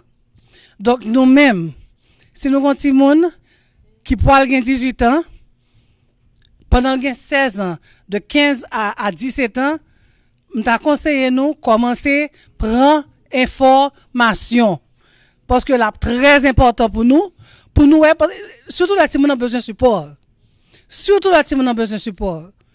Et oui, il y a des programmes que bail en 18 et 20, 21 ans. En tout cas, moi je viens de New York là, pendant Florida, m'a chercher connaître qui programme qui gagne New York pour petit moi. Ou comme ça yo dit you are inconsequential. Ou pas rien pour bail comme ça. C'est petit tout pour décider qui programme qui bon pour lui, qui ceci. My child is language impaired. Ce qui veut dire, si pas la avec, faut pas la avec clair. Faut pas la avec comme si de l'eau.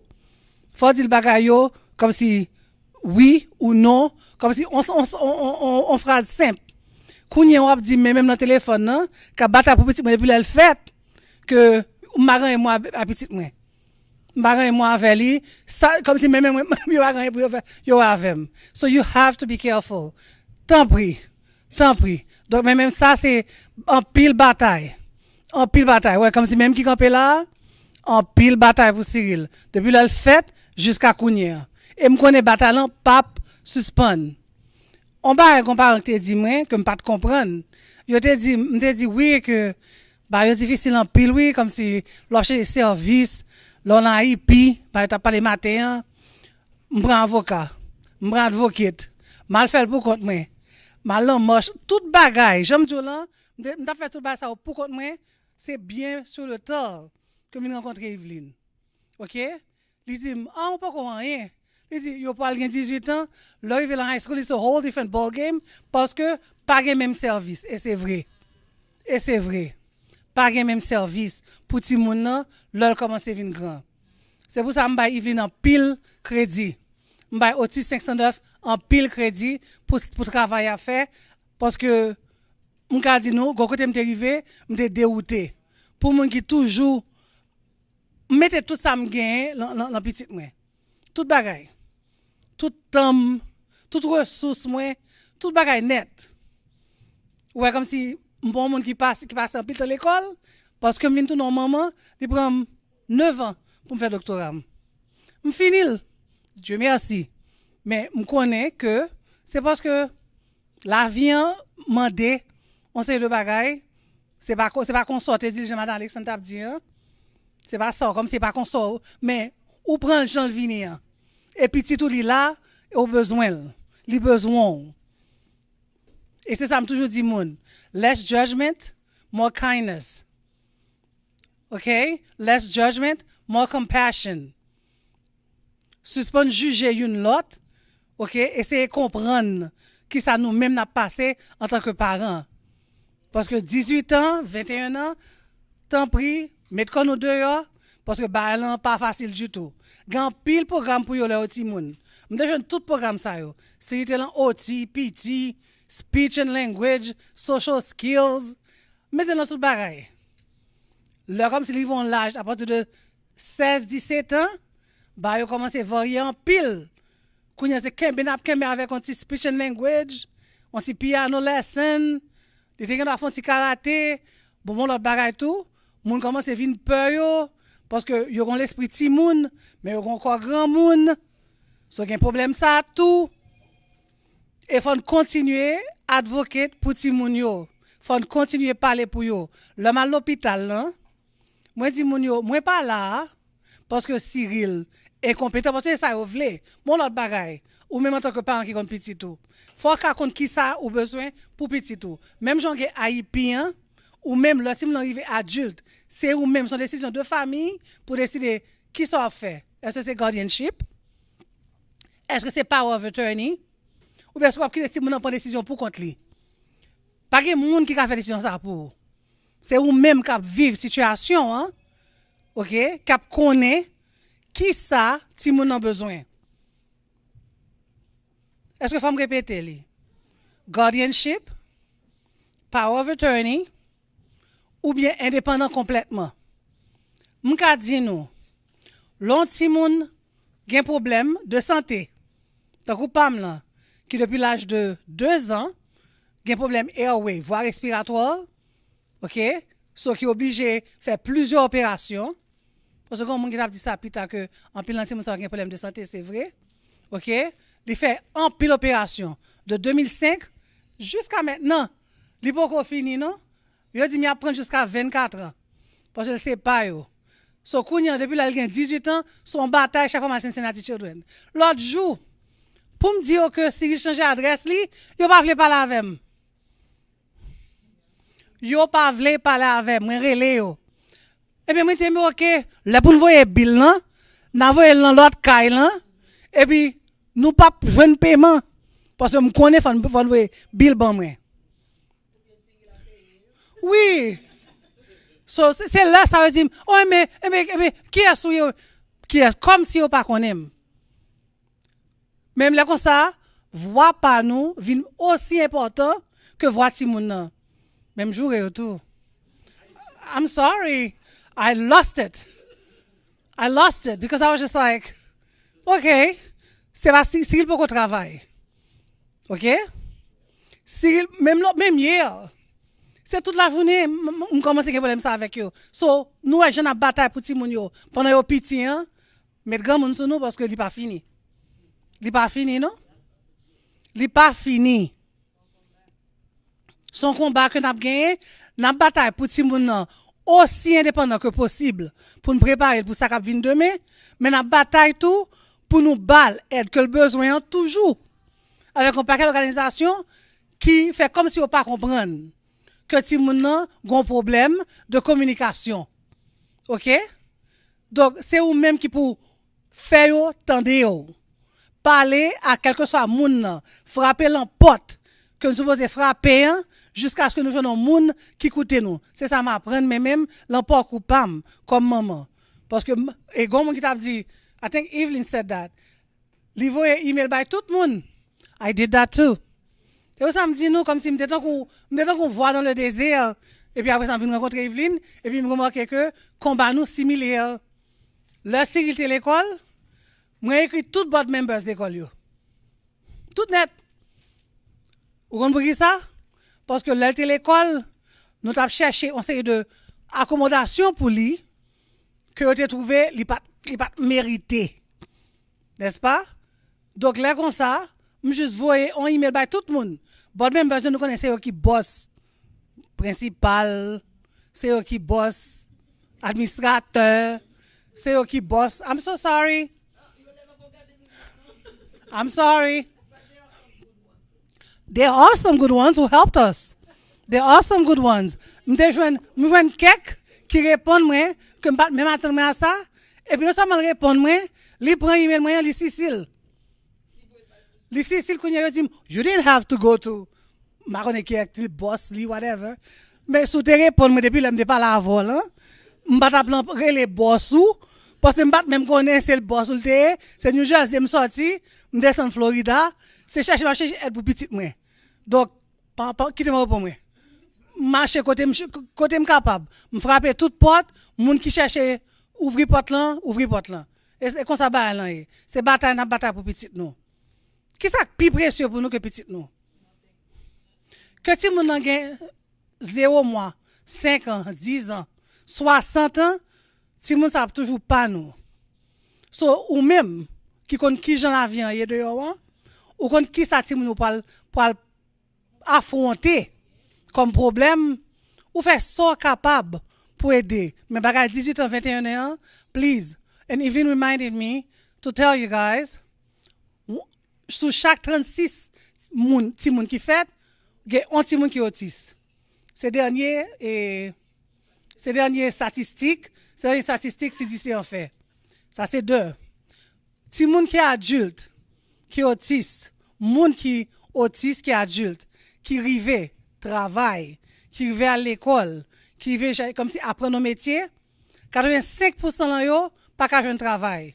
Vous connaissez ça mène? Ça mène dépression. OK?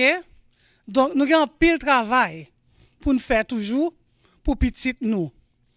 Moi très content que communauté haïtienne commence finalement à prendre bagay ça et puis à mettre corps dehors parce que l'homme même a commencé l'homme de la mène Cyril tout côté m'pas jamais joindre un grain haïtien pas de grand pile noir haïtien pas connait du tout donc il fait me plaisir en pile même si c'est 21 ans plus tard comme là que moi l'autre haïtien que moi moun comme si qui comprennent côté me sorti surtout si c'est un monde qui est en Haïti qui connaît qu'en Haïti est toujours caché on sait de bagaille comme si autisme fait pour tout le monde mais pas fait pour nous.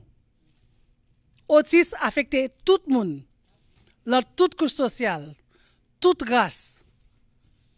Pas grand ken différence. Maintenant on va dire maladie va tomber sous chien. Maladie tomber sous chien tout.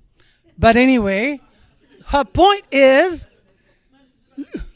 ce qui veut dire comme si tout le monde capable n'importe qui monde.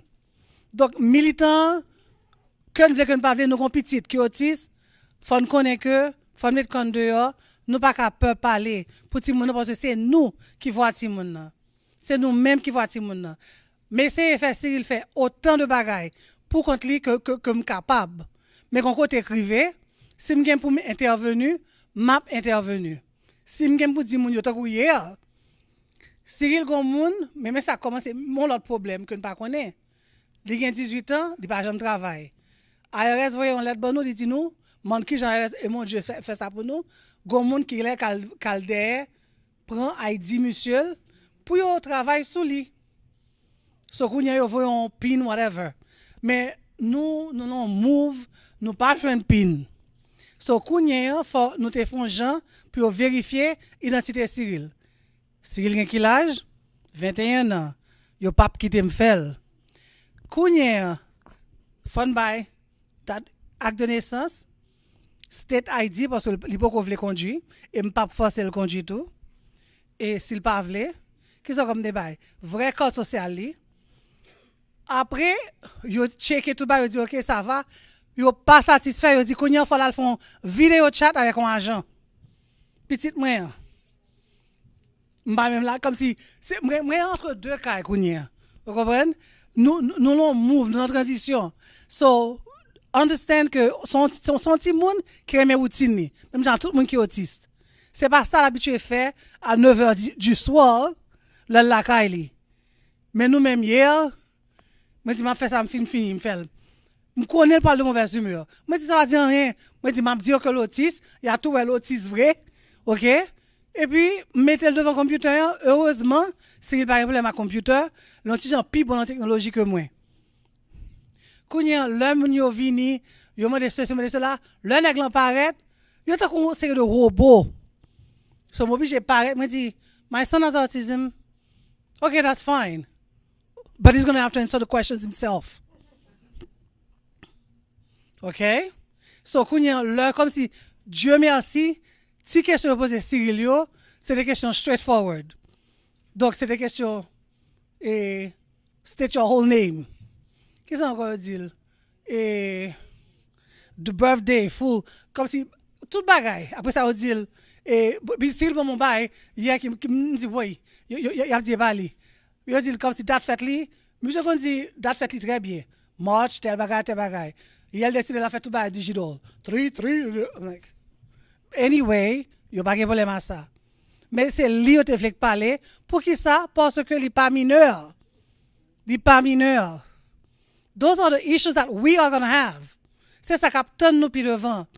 Levez mais nous si petit nous pour 18 ans. Qui lâche si moun yo? Qui est-ce qui est mon petit là qui est autiste? Okay, so guys, et mon Haïti yo, là moun k'ap gade live yo. This is my experience et c'est pas même seulement qui passe la donne. So ça c'est on va comme si c'est problème que nous pouvons rencontrer qui va nous gros tête fait mal. Si nous pas adresser yo en 20 moun nan rive l'an 18e anniversaire li. Donc me fait comme ça. Continuer coach li, c'est coach nous coach Cyril oui. Nous juste coach li, me dit Cyril, gon moun qui essaie voler identité, so obligé faire ça. Gade fois obligé mettre un petit intimité, me dit junior, me dit si son bail sérieux, mon autre bagaille. Me dit son bail sérieux pas qu'à faire, you know, bail de gronder yo, l'on pas content. Mais après ça me dit you know what? It is what it is. OK, ti moun autiste, qui te moun yo well, qui autiste. Donc ça c'est pour ça me parler avec nous. Continuer bataille, nous pas pour con.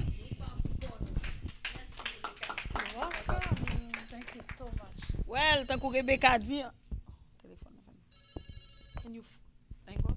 tant que Rebecca dit, son l'autre ball game, adult with autism.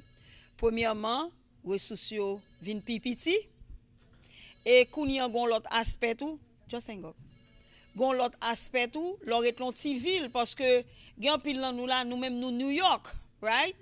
Donc on dit que on moun qui était upset tout autant l'on ti ville ressources yo vin tout petit. Ça veut dire par exemple moi Florida, m'a vivre l'on ti ville. M'pa gen aucun ressource pour yon adult. Pour me joindre ressource pour un adulte, faut me conduire 1 heure de temps, faut mal tempa. Donc ressources yo, les ti moun ap grand moun yo vin pipiti, leur vivre l'on ti ville tout yo vin pipiti. Ça qui important parents, leur ap traverser ti moun nan pral gen 18 ans depuis 16-17 ans, commencer faire devoir pour guardianship.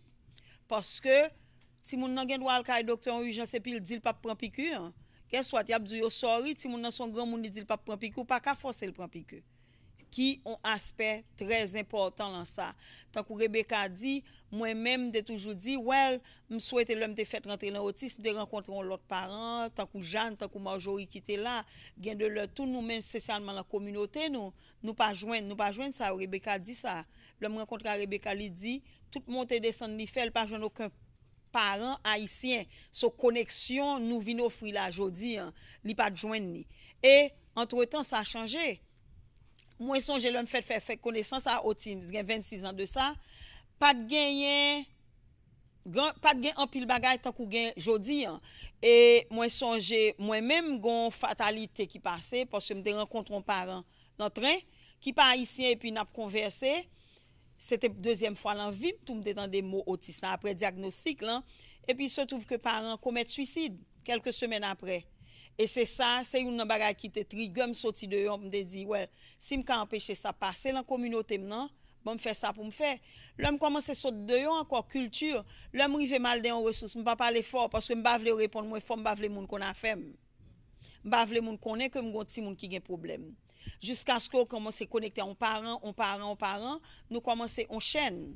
Donc ça qui est important pour nous parents, c'est nous qui gen ti moun qui gen autisme. Donc premier appel, premier mot, c'est nous qui pour dire.